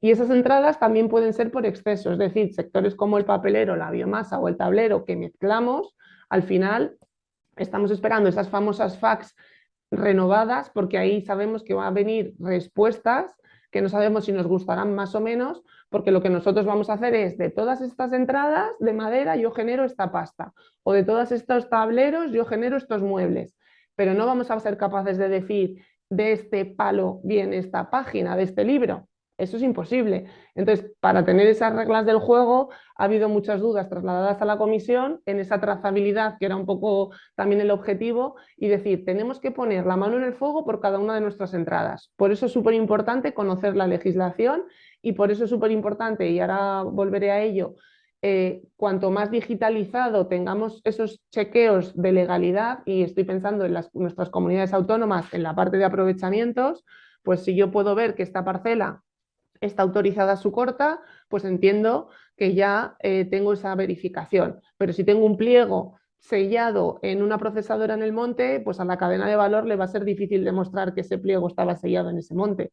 Entonces, bueno, esa trazabilidad parece que es compleja de cara afuera, que son circunstancias distintas, pero a nivel nacional también invito a la reflexión de esto y, como digo yo a veces, ya que EUDR, a ver si conseguimos que también las comunidades autónomas nos echen un cable en tener todos esos mecanismos de digitalización y de datos actualizados a día de hoy, ¿vale? Entonces, bueno, como os digo, estamos en esta ventana del sistema informático para hacer estos tests, ¿vale? Y previsiblemente eso cerrará en algún momento, harán otras transformaciones y lo que dicen que el sistema va a estar oficialmente abierto el 16 de diciembre para empezar a operar el día 30. Entonces, para que el día 16 no nos llevemos todos un susto, por eso yo sí que recomiendo que en la medida de lo posible solicitemos aquí tener un usuario y contraseña, que aunque no sea el definitivo, por lo menos nos estará dando algo más de información, ¿vale? Entonces, bueno, aquí no pretendo que leamos toda esta diapositiva, pero como la vais a tener, aquí es un poco los enlaces a dónde hay que solicitar ese usuario y a los emails donde luego hay que escribir diciendo que hemos solicitado ese usuario, ¿vale? Para que ya nos lo concedan. Esto ya algunas empresas nuestras lo han probado y estamos haciendo pruebas. Entonces, nuestra visión un poco era que cuanto más gente pruebe, pues a todos nos irá mejor, ¿vale? Entonces, como os digo, estamos esperando como agua de mayo la guía de la comisión, la evaluación de riesgo país y las FAQs por parte de la comisión. Con los Estados miembros y con nuestro ministerio, pues las autoridades competentes ya están asignadas y nosotros, por ejemplo, desde Aspapel, yo estoy intentando hablar con cada una de ellas para un poco también trasladarles nuestras necesidades y ver ellos cómo nos pueden echar un cable. Estamos en espera de un borrador de una nueva ley que meterá toda la parte del régimen sancionador. Y bueno, información a mayores que ya ha compartido José con nosotros. Objetivos o recomendaciones para nuestras empresas, para las empresas, ¿vale? Dimensionar la aplicación de este reglamento, crear esos marcos de sistemas de diligencia debida que nos ayuden a procedimentar todo, detectar cuellos de botella y posibles soluciones, informar a los suministradores, porque hay gente que todavía no sabe que esto le aplica, que está en vigor y que tiene competencias en ello, y probar el sistema informático europeo, ¿vale? Entonces, a mayores se ha creado una directiva con la de protección del medio ambiente, que ya también incluye temas de sanciones para temas de UDR. Esta parte que ha explicado José de cómo interactúa EUTR con EUDR, también os invito a reflexionarla porque es bastante importante. Nosotros nos siguen quedando dudas de cómo un aprovechamiento que ha tenido lugar en el periodo B, pero con un sistema informático europeo no activo, podemos dar respuesta en un periodo C de esos productos. Siento ir tan rápido, de verdad, perdonadme. Sí, Arantxa, disculpa, es que nos vamos quedando sin Vale, tiempo, si puedes venga, ir pues ya terminando. está. Esto sería, estoy acabando, os lo de verdad. Esto sería un ejemplo de esquema básico de cuando hace falta declaraciones, ¿vale? O sea, con ciertos matices, porque si, por ejemplo, estamos haciendo muebles, pero yo estoy comprando palets, pues también a ese palet le tengo que pedir la declaración, ¿vale? Y con el tema de importaciones. Y más a nivel nacional, digitalización de administraciones y aprovechamientos, hablar con suministradores, esos ajustes productivos y con las importaciones, pues bucear hasta el origen de esa materia prima, ¿vale? Disculpad la celeridad y el exceso de tiempo, dejo de compartir y nada, cualquier duda a vuestra disposición. Arantxa, muchas gracias a ti y disculpa por la No, premura. no. Al final, en 1 hora y media queremos meter tantas cosas y bueno, también es un webinar introductorio para empezar a dar respuesta a todas las inquietudes que hay en el sector. Lo que pasa es que nos vamos quedando sin tiempo. Tenemos ahora mismo 49 preguntas de los asistentes que no vamos a poder atender, eso ya está claro. Veremos ahora cómo lo gestionamos. Y tampoco quiero quitarle más tiempo también a la última ponente, que bueno, la presento y le doy la palabra. Ella es Marta Salvador del Pozo, es la directora técnica de PEFC España y bueno, y nos va a hacer una ponencia sobre la integración de los requisitos EUDR en la certificación PEF. A ver ellos cómo lo están enfocando. Marta, cuando quieras. Muchas gracias por montar esta sesión, este webinar, 270 en vivo y luego todos los que lo vean después, porque veo que estáis grabando. Enhorabuena de verdad por la iniciativa. Paso a compartir. Bueno, partiendo de que he tenido dos ponentes de lujo antes, pues me lo han puesto muy fácil, así que yo me voy a centrar en mi parte, ¿no? En lo que más directamente nos atañe. Entonces, me centro en lo que ha sido un análisis de cuáles han sido los requisitos, o sea, cuáles son los requisitos del EUDR y qué cambios o modificaciones o cómo hemos enfocado el que el sistema PEP se adaptara a estos requisitos. Entonces, para poner un poco en contexto qué impacto tiene estas modificaciones, es decir, estas modificaciones que hacemos desde PEF, a cuánta gente le llegan, a cuánto sector le va a afectar o le va a facilitar el acceso a esta vía de cumplimiento del EUDR.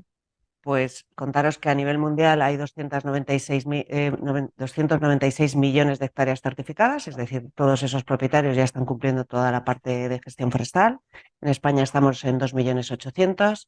Hay 45 países con un sistema operativo funcionando a escala nacional, como es el caso de PEF España.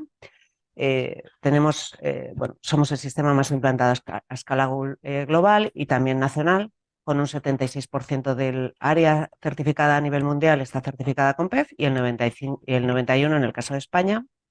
Detrás de estas hectáreas hay personas, hay gestores, hay propietarios privados. Estamos en más de 1 millón a nivel mundial, 65.800 en España. Y si nos vamos a nivel de empresas, ¿cuántas empresas están implantando ya un sistema de cadena de custodia, de certificación, de cadena de custodia, de trazabilidad de qué es lo que estoy comprando y qué puedo vender? Hay 28.000 empresas, más de 28.000 a escala mundial y 1.773 están en España. La certificación de cadena de custodia no solo está en estos 45 países que tenemos un sistema de gestión forestal sostenible habilitado como sistema PEP, sino que las cadenas de custodia es que compro, que vendo, por lo tanto eso se puede ampliar a otros países y en el caso estamos en más de 80 países. Y bueno, una anécdota que este año cumplimos 25 años poniendo una herramienta a disposición del sector. Si nos vamos a la parte que nos afecta hoy principalmente, que es la cadena de custodia, esas 1.773 empresas, está su distribución territorial, empresas más del sector, primera parte del sector de la madera, rematantes, aserraderos, etcétera, principalmente en Galicia.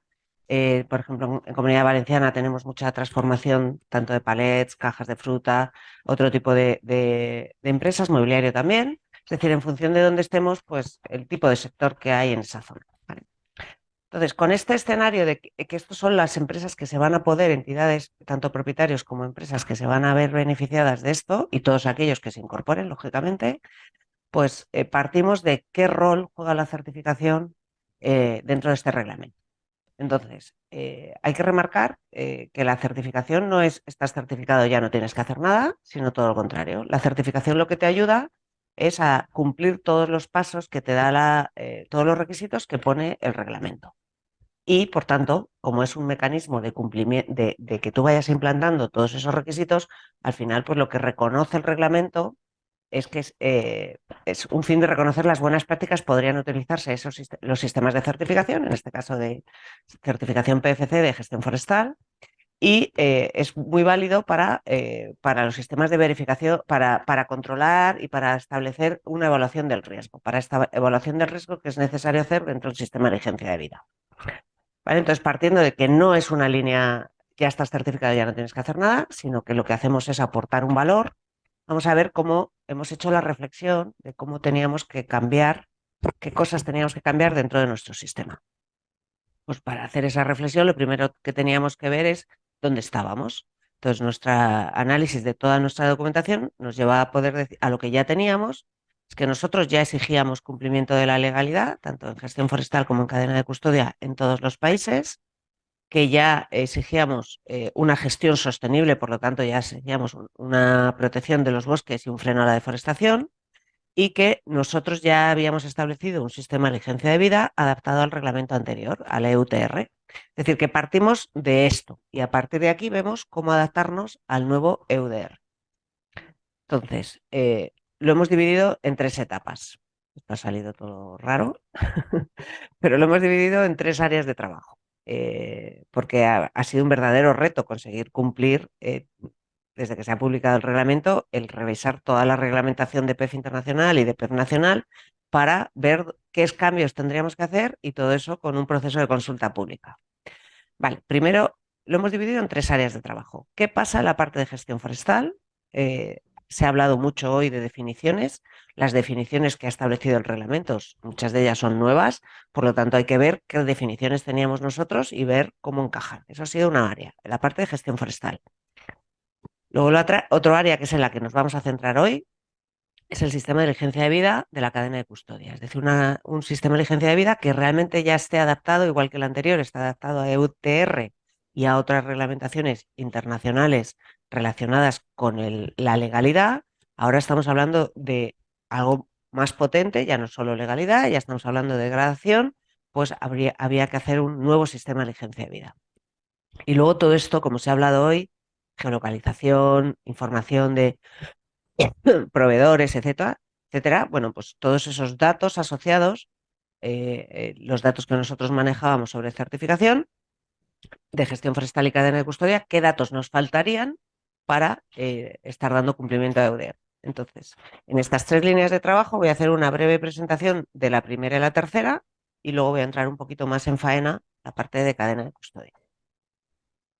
Es decir, todo eso que he contado, esas 3 áreas de trabajo, lo hemos establecido en correlación con los plazos que tiene la propia comisión. Entonces, arriba veis los plazos de aplicación del reglamento en azules y en verde nuestros plazos y dónde estamos en cada caso. Entonces, vamos a ir desglosando luego las 3 áreas y en qué apartado, en qué momento estamos en cada una de estas 3 áreas. Pero el resumen sería que antes de que empiece formalmente la aplicación del reglamento, vamos a tener ya todo operativo, ¿vale? Tanto en la parte de cadena de custodia, como en la parte de gestión forestal, como en la parte de datos. Si nos vamos a la parte de gestión forestal, lo que hemos tenido que hacer, nosotros tenemos lo que llamamos un benchmarking, o sea, una norma común a todos los sistemas nacionales e internacionales, que es la norma PEF-ST de estándar 1003. Entonces, lo que se ha hecho ha sido una revisión de ese estándar para ver qué cambios tendríamos que hacer para dar cumplimiento a todos los aspectos del EUDR. Os comento que ya tenemos un borrador en consulta pública de este borrador de cambios, que en ese borrador hemos marcado en azul lo que proponemos modificar y que está abierto a consulta pública hasta el próximo 13 de julio. Va a estar 60 días en consulta pública. Aquí en este QR tenéis acceso a todo el proceso, a toda esta información, incluso a un webinario que se ha celebrado para presentar todos los cambios uno a uno, etcétera. ¿Cuántos cambios hemos tenido que hacer? Pues son 40 modificaciones. Principalmente en las definiciones. Aproximadamente 20 están en el apartado de definiciones, por lo que os he dicho. Nosotros teníamos unas definiciones que se basaban muchas de ellas en aspectos de FAO y ahora el reglamento de UDR tiene otras definiciones. Bueno, pues vamos a ver cómo encajarlas. Y bueno, eso lo tenéis grabado y podéis acceder a él si tuvierais más interés en esta parte de gestión forestal. Ahora me voy a ir al tercer bloque, a la parte de datos. Entonces, en datos, lo que hemos visto es que nuestro objetivo es facilitar herramientas a las empresas que estén certificadas en gestión forestal o en cadena de custodia, herramientas que estén en el mercado y que esas herramientas estén ya adaptadas a todos los requisitos de PEF. Es decir, que haya un vínculo entre proveedores tecnológicos, requisitos de PEF y que además eso nos permita unirlo con la plataforma de la comisión que os ha estado presentando Arantxa. Entonces, nosotros no vamos a imponer un sistema de registro de estos datos para que luego se cruce con los datos de la comisión, o sea, con la plataforma de la comisión, sino que lo que estamos buscando es flexibilidad para que las empresas apliquen el sistema que ellos consideren. Es decir, si hay una empresa que tiene la suficiente potencia tecnológica como para tener un sistema propio de registro de toda esta información, pues esa información se volcaría directamente a la comisión y nosotros no ponemos ningún problema. Si hay otras empresas que sean más pequeñas o que no tengan esa potencia tecnológica, que lo que estén buscando sean empresas especializadas en el registro de todos estos datos, no solo de los que hay que cubrir en la plataforma de la comisión, sino de todos aquellos que se tienen que registrar a lo largo del tiempo y que tengas una custodia de esa información, pues puedes usar los que estamos trabajando con ellos para como posibles herramientas. ¿Vale? Ya tenemos un primer colaborador tecnológico que es LifeEO, pero estamos en relaciones con muchos más desarrolladores que están desarrollando soluciones para registrar todos estos datos y que a través de esa API que se ha citado directamente vuelquen los datos al centro de información. Esto sería la parte de datos. Y ya nos metemos en la parte de cadena.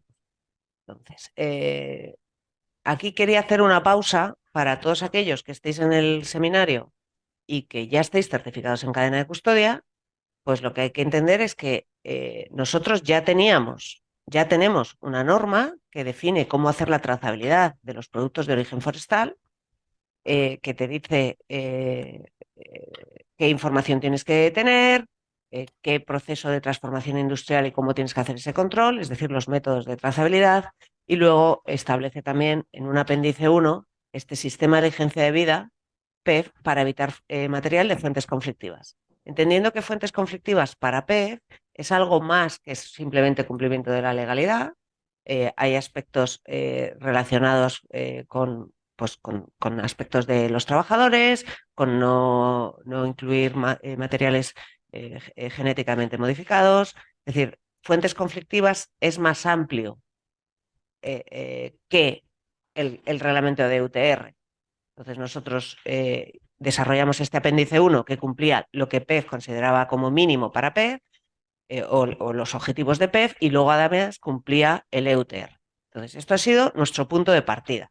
Entonces, como lo que queremos es dar una opción, una herramienta a las empresas que quieran implantar EUDR, pues lo que se ha hecho ha sido un nuevo módulo normativo que es como veis se llama igual, pero se le añade un 1 que está ya adaptado al EUDR. Y este nuevo módulo, que es normativo y voluntario, ¿por qué digo que es normativo y voluntario? Que parece contradictorio. Es voluntario aplicarlo. Es decir, si yo estoy en Sudáfrica y no vendo a la Unión Europea, no tengo por qué aplicar este módulo. Directamente sigo con mi apéndice 1, que ya está incluido como parte del estándar. Pero si estoy en la Unión Europea y me interesa hacer un seguimiento de un sistema de vigencia de vida que esté acorde al EUDR, pues voy a aplicar este módulo. Entonces, voluntariamente lo aplico y una vez que lo aplico es normativo. ¿Bien? Entonces, en este nuevo módulo lo que se establece es efectivamente eso. Igual que aquí teníamos un sistema de vigencia de vida adaptado a UTR, aquí vamos a tener un sistema de vigencia de vida, un modelo adaptado a EUDR. Es un modelo, es decir, igual que cualquier empresa lo que te dice la Unión Europea en el reglamento de EUDR es: tú tienes que tener un sistema de diligencia de vida que cumpla los requisitos de EUDR. Te lo puedes inventar tú, lo que igual te llevaría un gran trabajo. Bueno, pues lo que estamos haciendo, ofreciendo este modelo, es que ya hay un modelo testado que se ha pasado una información pública, que se ha hecho entre un conjunto de expertos, y ese sistema de diligencia de vida ya incluye todos los requisitos del reglamento. Es decir, hemos cogido el reglamento y lo hemos traducido a un sistema de diligencia de vida. Entonces, ¿qué es lo que hemos pretendido hacer con este nuevo módulo normativo? Insisto, complementario a la norma de cadena de custodia. Es decir, yo no puedo coger ese sistema de diligencia de vida y solo auditarme frente a ese sistema de diligencia de vida. Es un paquete. Para certificarte por PEF vas a poder elegir aplicar el primer sistema de diligencia de vida versión EUTR, que solo aplicarán los de fuera de Europa y que no vendan adentro de Europa, y los de dentro de Europa aplicarán todo el paquete normativo de la norma más el módulo específico.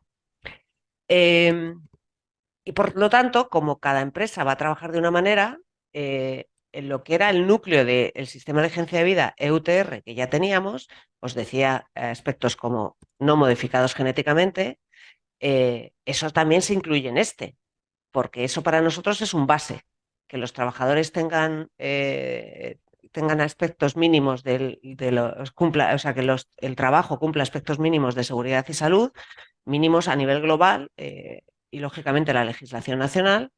Eso también para nosotros es un básico en EUDR. Es decir, hay un elemento común entre el de diligencia de vida anterior y el de diligencia de vida actual o nuevo, y por eso son fácilmente integrables. Y lo que tiene que hacer la empresa es decidir. Imaginar que yo soy una empresa que trabaja en Turquía y hay unos elementos, hay unos productos que vendo a la Unión Europea y otros que no. Bueno, pues a nivel de grupo de productos, de lo que yo estoy vendiendo, es decir, yo para la Unión Europea vendo tableros, pues a esos les aplico el EUDR, y para los otros productos que estoy vendiendo a escala nacional, que son otro tipo de materiales, pues, por ejemplo, fabrica palets, pues esos palets de uso y comercialización nacional, puedo seguir utilizando el EUTR. Es decir, que es a nivel de grupo de productos la decisión que tienen que tomar las empresas. Para poder asegurarme que una empresa que ha aplicado este sistema de diligencia nuevo, de vida nuevo, el que llamamos PFC EUDR, sistema de diligencia de vida, se han generado unas nuevas declaraciones. Entonces, cuando yo voy a vender un producto que ya ha pasado este sistema de diligencia de vida, puedo declararlo, o debo declararlo si quiero que eso se visibilice, como tengo que incluir esta declaración en mis facturas. Es decir, ese producto que ya ha pasado el sistema de diligencia de vida es un PEF-EUDR. PEF ya, o sea, ese ya ha superado un sistema de diligencia de vida adaptado a la EUDR. Y esa declaración se puede unir en el mismo documento, no hace falta que sea seguido, con las otras declaraciones que ya vienen de la propia norma. Es decir, si un producto está certificado PEF al 100%, pues yo diré 100% PEF certificado y además diré que es PEF-EUDR. Y lo mismo en el caso de que ese producto no venía de superficie certificada, pero sí que ya habíamos ejercido un control sobre ello, pues este control que se ha realizado es acorde al EUDR, ¿vale? Es decir, vamos a tener que estar trabajando con declaraciones EUDR y con declaraciones generales del sistema de certificación. Para hacer una bajada a cómo es este índice, este nuevo módulo, pues bueno, os pongo aquí el índice precisando algunas cositas. En 20 minutos no puedo entrar en faena de realmente qué es lo que viene en cada uno de estos aspectos, pero por lo menos hacer una visión general. Ámbito de aplicación, referencias normativas, términos y definiciones. Como veis, aquellos en los que nosotros teníamos una definición que no era coincidente con la de la EUDR, se ha aplicado directamente la definición de EUDR, por lo tanto ahí hemos ya dado cumplimiento a este requisito, a esta alineación. Respecto a los sistemas de diligencia de vida, pues ya teníamos unos requisitos en nuestro estándar, pues estos son los requisitos adicionales, lo que complementa lo que nosotros ya teníamos respecto al sistema de gestión, respecto a la identificación del material de entrada, y respecto a las declaraciones de productos. Todo esto es lo que complementa lo que nosotros ya teníamos.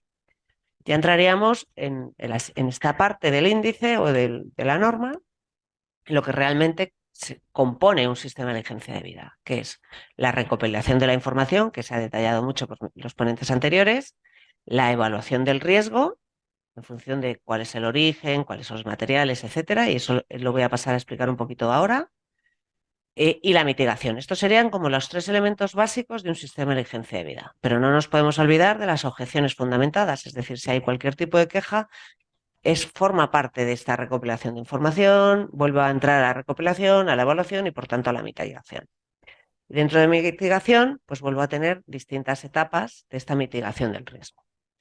Luego, que es nuevo porque antes no era el requisito a nivel europeo, en España sí que tenían las empresas que hacer una declaración anual al ministerio o a través de las comunidades autónomas de cuánta madera habían comprado, esa es la declaración de diligencia de vida, que en función del EUTR se hace el 31 de marzo y que el año que viene hay que hacer, como ha comentado José Brotons, pero cuando entre la declaración de UDR, en este caso, aunque España sí que tenía ese requisito, no era un requisito que fuera a nivel europeo. Entonces, ahora sí que hay un requisito a nivel europeo por parte del reglamento, que hay que hacer una declaración de diligencia de vida, el DDD. ¿Vale? Entonces, aquí, dentro de nuestra sistema de diligencia de vida, hemos establecido los pasos que tienes que dar para cumplir este requisito de declaración de la declaración que tienes que hacer en ese sistema de información de la comisión. En todo caso, salvo que consiga demostrar que es un producto sin riesgo de proceder de deforestación o de degradación, salvo que consiga demostrar eso, si no, no lo puedo poner en el mercado. Y aquí se especifica claramente cuáles son los requisitos y cuándo tienes que evitar puesta en el mercado. Y luego hemos añadido un apéndice 1, que también es normativo, que te dice cuál es el contenido que se ha citado antes de la declaración de la diligencia de vida. Y eso realmente copia directamente lo que pone el reglamento en este anexo 2. ¿Vale? Entonces, esto sería todo ese reglamento, lo hemos traducido en un módulo normativo que permite a las empresas ir cumpliendo cada uno de los pasos. Entonces, si nos metemos en la parte más compleja del reglamento, o sea, la primera parte de datos va a ser bastante compleja, la parte de geolocalización, pero una vez que ya tengo esa información, ¿qué hago con ella? Bueno, pues tienes que hacer una evaluación del riesgo. Y lo que se ha definido dentro de este módulo es distintas tablas en función de los riesgos. Entonces, tenemos una tabla de indicadores de riesgo despreciable o insignificante, o sea, nulo o insignificante, de que esos materiales procedan de zonas que se han producido deforestación o degradación forestal, desde la fecha clave, que es la que marca todos los tiempos, y aquí tenemos una lista de indicadores. Si tú cumples alguno de estos indicadores, pues ya puedes clasificar ese suministro como de riesgo nulo e insignificante respecto a este riesgo, haberse producido en deforestación y degradación forestal. Luego tenemos la tabla 4, que es la de indicadores de riesgo nulo o insignificante, en este caso de incumplimiento de la legislación. En el momento que cumpla alguno de esos indicadores, mi suministro cumple alguno de estos indicadores, ya puedo clasificar ese suministro de riesgo insignificante, respecto a este aspecto, al incumplimiento de legislación. Si no cumplo ninguno de estos indicadores, entonces tengo que pasar a la tabla 5. Y ahí son los indicadores suplementarios de riesgo nulo o insignificante de incumplimiento de la legislación. Es decir, va paso a paso. Y ahí son toda una serie de indicadores que tengo que ir mirando uno a uno a ver cuándo que los cumplo. Y luego tenemos la tabla 6, que son los indicadores de riesgo nulo o insignificante de que esos productos procedan de actividades que han sido abusivas o sea, que se ha aprovechado el monte, por encima de de su capacidad, o que se han superado las tasas de aprovechamiento que se puedan aprovechar a largo plazo. Y hemos incorporado también o que se hayan producido en árboles modificados genéticamente. Este es un ejemplo de que esto no lo pide el reglamento, por eso lo he puesto en verde, sino que esto es un requisito que marcamos desde los requisitos del sistema PFC, que dentro de la tabla habrá más elementos que sean puros de PFC, pero este es uno de los ejemplos que en el propio título de la tabla ya se marca. Es decir, los árboles modificados genéticamente no es un problema para EUDR, pero sí es un problema para dentro de la cadena de custodia de PFC. Entonces, esto, para que luego cuando leáis la norma, pues veáis que estos son los distintos mecanismos o pasos para ir cumpliendo la evaluación del riesgo. Si a través de estos evaluación del riesgo no consigo clasificar ese suministro como riesgo nulo o insignificante, entonces ya tendríamos que pasar al siguiente bloque, que es la de mitigación del riesgo. Y también se pauta cómo tienes que hacer el seguimiento de la mitigación del riesgo. Vale, para no irme mucho de tiempo, que yo creo que ya estoy muy justa, siguientes pasos, plazos e implantación. Vale, estaríamos en que este documento ya ha pasado consulta pública, ya se ha integrado las propuestas de la consulta pública, ya ha sido aprobado por la Junta Directiva de PFE Internacional y estamos en fase de aprobación por la Asamblea y el plazo se acaba el 20 de julio, por lo tanto esperamos que se aprueba formalmente. Por eso aquí hay una X, porque todavía no está puesto el 4 porque todavía no está aprobado. Pero vamos, se va a aprobar el 20 de julio, no ha habido ningún problema en las fases previas, entonces el 20 de julio tendremos este documento formalmente aprobado y por lo tanto se publicará ya en inglés en este mismo mes. Trabajaremos en la traducción a lo largo del verano y en septiembre esperamos a principio tener ya el documento traducido al castellano. Pero los que podáis trabajar en inglés, pues bueno, tenéis aquí las fechas en las que ya va a estar disponible para ir empezando a ver cómo se ha implantado, especialmente todos aquellos que tengáis un certificado de cadena de custodia. Entonces, desde este momento, qué es lo que tendría que hacer las entidades que tienen que hacer las entidades de certificación? Pues como esto es una norma nueva, un módulo normativo nuevo, pues tienen que ampliar el alcance de su acreditación, es decir, tendrían que contactar en el caso de las que estén acreditadas con ENAC para ver cómo ampliar el alcance a esta nueva norma. Tienen que formar a los auditores para que sepan trabajar contra esta norma y esta formación tiene que estar reconocida por PEF y además tienen que ya empezar a hablar con sus clientes para planificar auditorías y una vez que haga la auditoría emitir los certificados y en esos certificados que van a ser el certificado normal de PFC contra la norma de 2002-2020 va a haber una ampliación del alcance al PEF EUDR SDD, es decir, se va a especificar que el certificado está adaptado a este nuevo sistema de vigencia de vida. Y por tanto, las empresas que en su certificado tengan este alcance van a poder hacer declaraciones de eso que decía, que las declaraciones de que ese producto, un determinado producto, ha pasado un sistema de vigencia de vida. Las empresas que están certificadas en cadena de custodia, ¿qué tienen que hacer? Bueno, pues en el momento que esté publicado formalmente el borrador y si queréis el borrador final, o sea, el documento, si queréis el borrador final, no hay ningún problema, nos lo solicitáis, os lo hacemos llegar, pero vamos, formalmente se va a publicar el 20 de julio y va a estar ahí disponible en inglés. Familiarizaros con ellos, es decir, empezar a leer, ver cómo, si ya tenéis una cadena de custodia, cuáles son los elementos nuevos, etcétera. Preparar la implantación, es decir, empezar a revisar vuestro sistema de gestión con toda esa información complementaria que he dicho, que hay apartados de datos complementarios tanto en el sistema de gestión, empezar a formar a los trabajadores, identificar qué grupos de productos vais a incorporar con este sistema de vigencia de vida. A priori, si estáis dentro de la Unión Europea, os va a interesar hacerlo para todos, porque así todos van a entrar dentro del paquete EUDR. Contactar, como ya se ha dicho antes, contactar con vuestros suministradores e informarles de dónde estáis y que vais a empezar a necesitar esta información y en acuerdo con vuestra entidad de certificación, planificar ya las auditorías para que recibáis un certificado en el que se haya ampliado y ya se aplique el sistema de vigencia de vida. Y una vez que ya tengáis el certificado, pues ya la puesta en marcha, es decir, ya aplicarlo formalmente sobre vuestro sistema de cadena de custodia y ya podréis empezar a emitir con esta declaración PFC EUDR. En resumen, no es una carta blanca estar certificado, pero sí que es un apoyo importante para el proceso de aplicación de un sistema de vigencia de vida.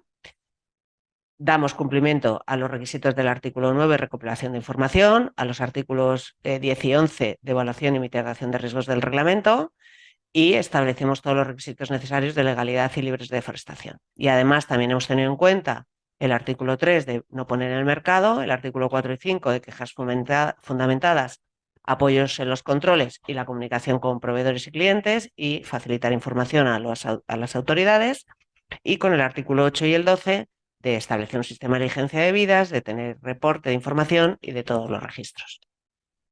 Y como para todo esto, con 20 minutos o lo poco más que me he pasado es imposible, bueno, pues tenemos una página web específica con toda la información, tenemos un boletín y ahí os podríais suscribir.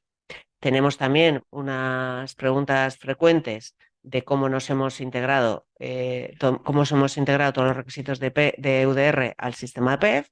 Y hay un webinario grabado del 26 de junio de PEF Internacional que detalla toda esta información que yo he contado en hora y pico, por lo tanto puede bajar a detallar información un poquito más. Cualquier duda específica, cómo lo hemos hecho de UDR, tenéis este email específico y aquí tenéis un QR para llegar a toda esta información. Y por mi parte, eso es todo. Muchísimas gracias. Pues muchísimas gracias a ti, Marta, por la explicación. La verdad es que en el chat os felicitan a los tres. Hay mucho agradecimiento a José, Arantxa y Marta por las ponencias bueno, que los asistentes están diciendo que son muy aclaratorias, prácticas y bueno, y os puedo decir que en este momento seguimos teniendo 250 personas conectadas. Nos hemos quedado sin tiempo, tenemos 58 preguntas que nos han ido lanzando. Yo creo, estaba hablando antes con Rafa y le proponía que bueno, no nos va a dar tiempo a tratarlo todo. Además hay preguntas de todo tipo, algunas más extensas, muy específicas, más genéricas. Yo creo que podemos intentar abordar una, Rosa, si quieres, si has seleccionado alguna que podamos lanzar. Y lo que sí que nos emplazamos es, vamos a recoger todas estas preguntas, estas 58 cuestiones, vamos a darles una pensada porque sí que queremos hacer un nuevo webinar después del verano y a lo mejor lo que hacemos ya es un webinar más con un formato de taller abierto donde podamos a lo mejor, más que ponencias, hacer esta interacción que vemos que es necesaria porque hay muchas dudas. También los asistentes nos están preguntando si las presentaciones las haremos llegar, sí, se enviarán las presentaciones y bueno, tenemos que ver, porque también nos preguntan si vamos a poner a disposición el vídeo de la sesión, que bueno, que yo por mi parte no habría problema, pero bueno, hablaremos los ponentes y si no hay ningún inconveniente también lo colgaremos o en alguna zona restringida que puedan, por si alguien quiere visualizarlo, porque la verdad es que hay mucha información y algunos puntos, pues imagino que la gente quiere detenerse, mirar bien la información que habéis puesto muchos enlaces, creo que hay mucha información, está bien.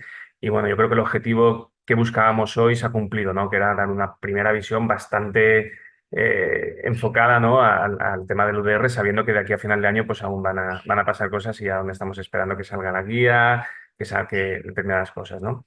Pues para acabar, Rosa, si puedes, si quieres lanzar una pregunta. Os presento a Rosa Pérez, es la responsable del área de materiales y productos de IDIME, del Instituto Tecnológico, y ella ha estado un poco revisando las preguntas y viendo a ver cuáles tenían interés. Que la verdad ha sido una labor bastante ardua porque entraban las preguntas a bastante velocidad. Es verdad que hay preguntas de todo tipo, pero para los ponentes y para todos en general, para que tengamos una idea en dónde se centran las preocupaciones de los asistentes y, por tanto, del sector. Pues bueno, cuestiones que tienen que ver con geolocalización, ha habido unas cuantas. Cuestiones que tienen que ver con cómo se da la información, en qué unidades, cómo trabaja, en qué periodo, si va por lotes, si va por talas que se hagan, a quién aplica realmente, tanto por diferentes tipos de productos, porque productos hay muchos que derivan de la madera, del papel, de todo esto, con lo cual hay una gran diversidad y no solamente productos a los que aplica, sino también en qué proceso se encuentra, si uno fabrica aquí, pero luego su cliente exporta fuera de Europa, de la Unión Europea. Bueno, pues de este tipo hay varias preguntas. Hay bastantes preguntas que están en relación con la convivencia entre la EUTR y la EUDR, muchas. ¿Hasta qué punto yo me veo obligado a hacer algo si resulta que el producto estaba fabricado con anterioridad, no tengo suficiente información, pero luego lo tengo que vender a posteriori?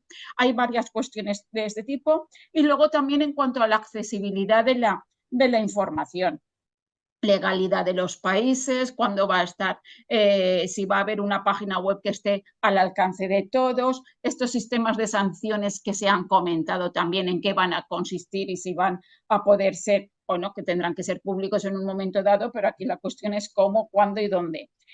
Las auditorías estas que estábamos hablando o inspecciones según los de diferentes porcentajes en función del nivel de riesgo del país, en qué va a consistir, todo este tipo de cosas. Es decir, yo lo dividiría en geolocalización, información, aplicación, convivencia entre EUTR y EUDR y luego accesibilidad de información. Dado que solamente podemos hacer una pregunta y que ha habido varias cuestiones que tienen que ver con la geolocalización, la gente, la verdad es que está bastante preocupada en que si llegas a un país que está en vías de desarrollo y que para nosotros a lo mejor lo del móvil, lo de dar la geolocalización es más o menos factible, pero tú estás esperando a que tu cliente, perdonad, a que tu proveedor te esté informando, a lo mejor tienes algún problema. También ha salido la cuestión. ¿Cómo resolver eso? Si no lo quieren dar, bueno, yo creo que Arantxa lo ha puesto de manifiesto al decir que puede quedar de forma privada esa geolocalización dentro del sistema en el cual se están ya haciendo pruebas de la Unión Europea. ¿Qué hacer con un montón de diferentes geolocalizaciones que van dentro de un mismo embalaje? ¿Cómo se gestiona ese tipo de cosas? Y cómo, a su vez, porque a fin de cuentas siempre hay una responsabilidad del operador.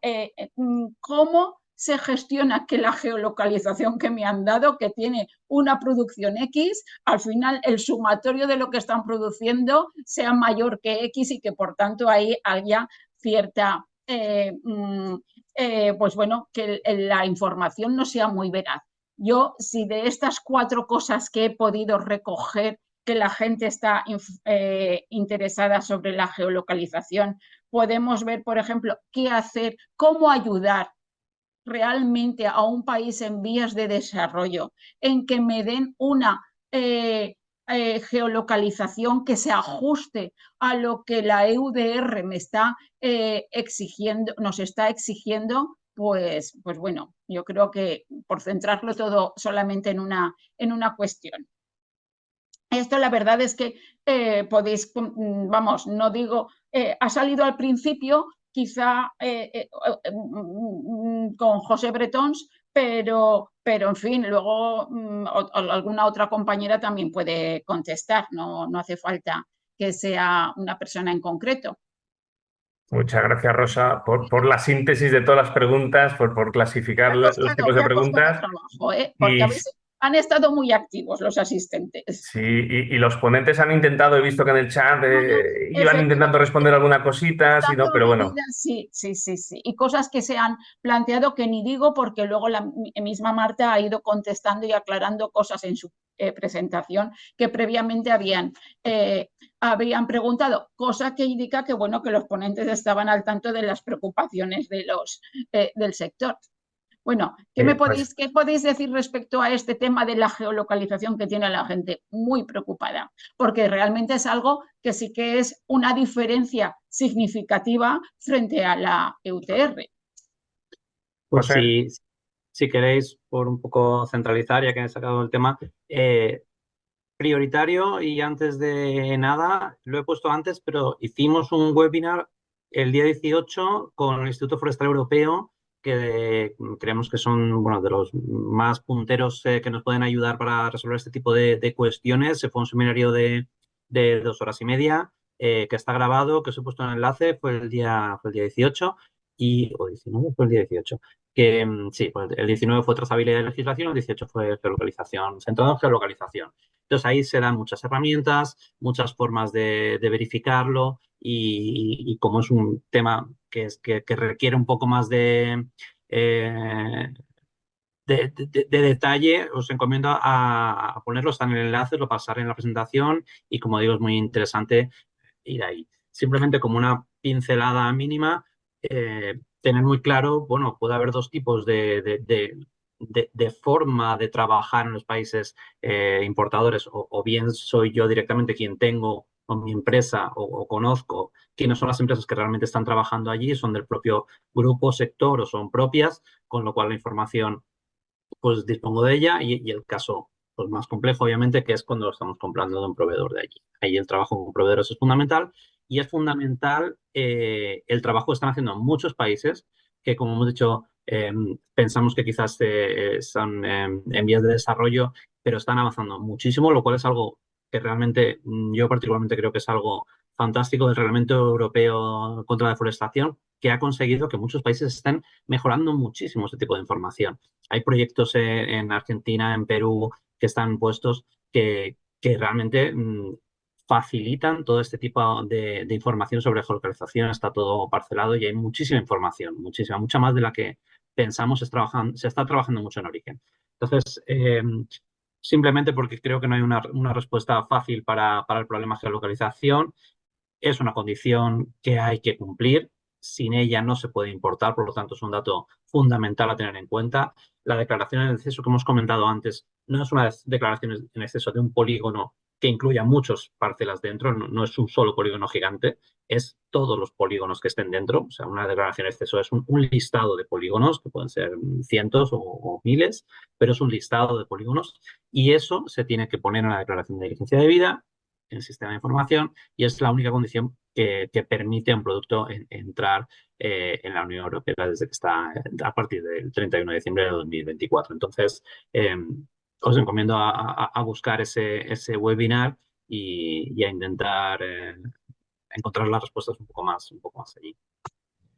Yo, si queréis, por marcha, subrayo lo que, evidentemente, todo lo que acaba de comentar José. Sí que nuestra experiencia un poco en el día a día de preguntar ya con proveedores, de aquí al 30 de diciembre, que es pasado mañana, sí que lo que vemos, como nos pasa también aquí a nivel incluso nacional, que hay diferencias pues muy significativas. Es decir, un proveedor grande que tiene todo trazado, todo, y que quiere mantener su cliente europeo, pues nos está pidiendo incluso tener él un usuario y contraseña ya en el sistema informático para volcárnoslo todo hecho. O sea, eso son clientes gordos, o sea, proveedores, perdón, gordos, que lo que quieren es facilitar a sus clientes europeos el trámite y ahí no va a haber mayor complejidad, incluso menos que con algunos proveedores, en nuestro caso de madera, muy pequeños de aquí de la cordillera cantábrica, que se les complica más.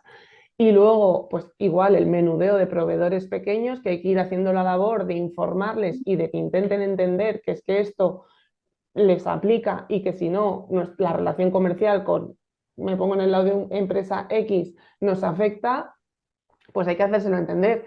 Y que esto va a derivar también en ciertos flujos de cambios de mercado. También, yo entiendo que en nuestro sector menos, pero otros sectores productivos que no cumplen ya y pues no solo, o sea, no solo están mirando al mercado europeo, o sea, tienen toda Asia, toda África, o sea, al final lo que no cumpla ir a otros mercados y lo que cumpla nos vendrá a nosotros. Eso para empezar, que luego con el tiempo podemos ir haciendo que todo vaya siendo mejor y más fácil, pues bueno.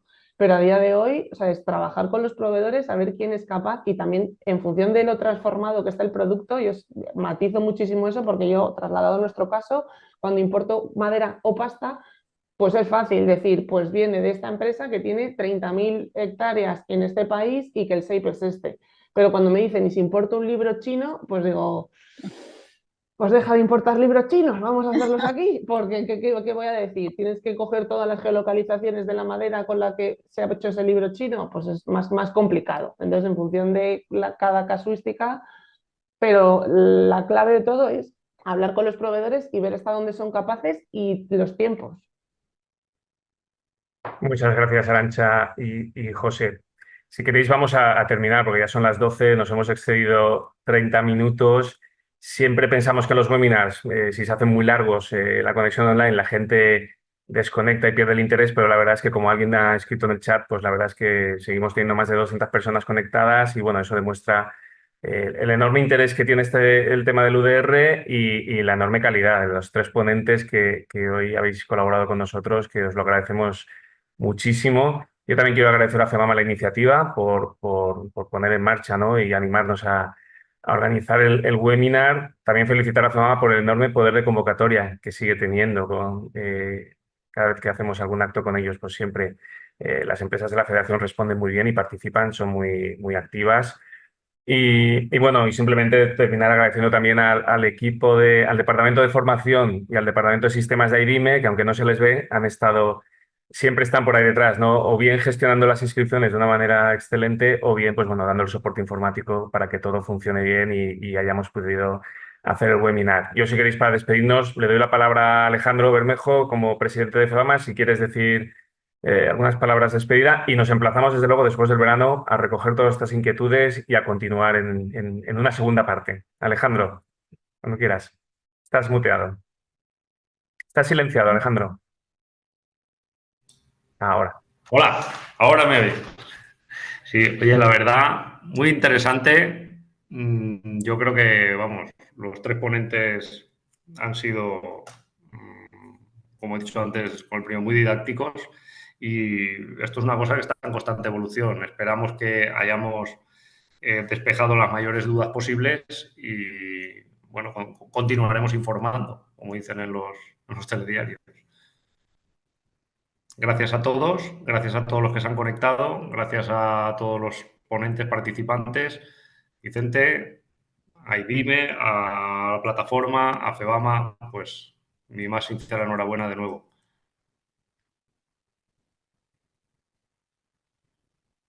Muy bien, Alejandro, pues muchas gracias a todos.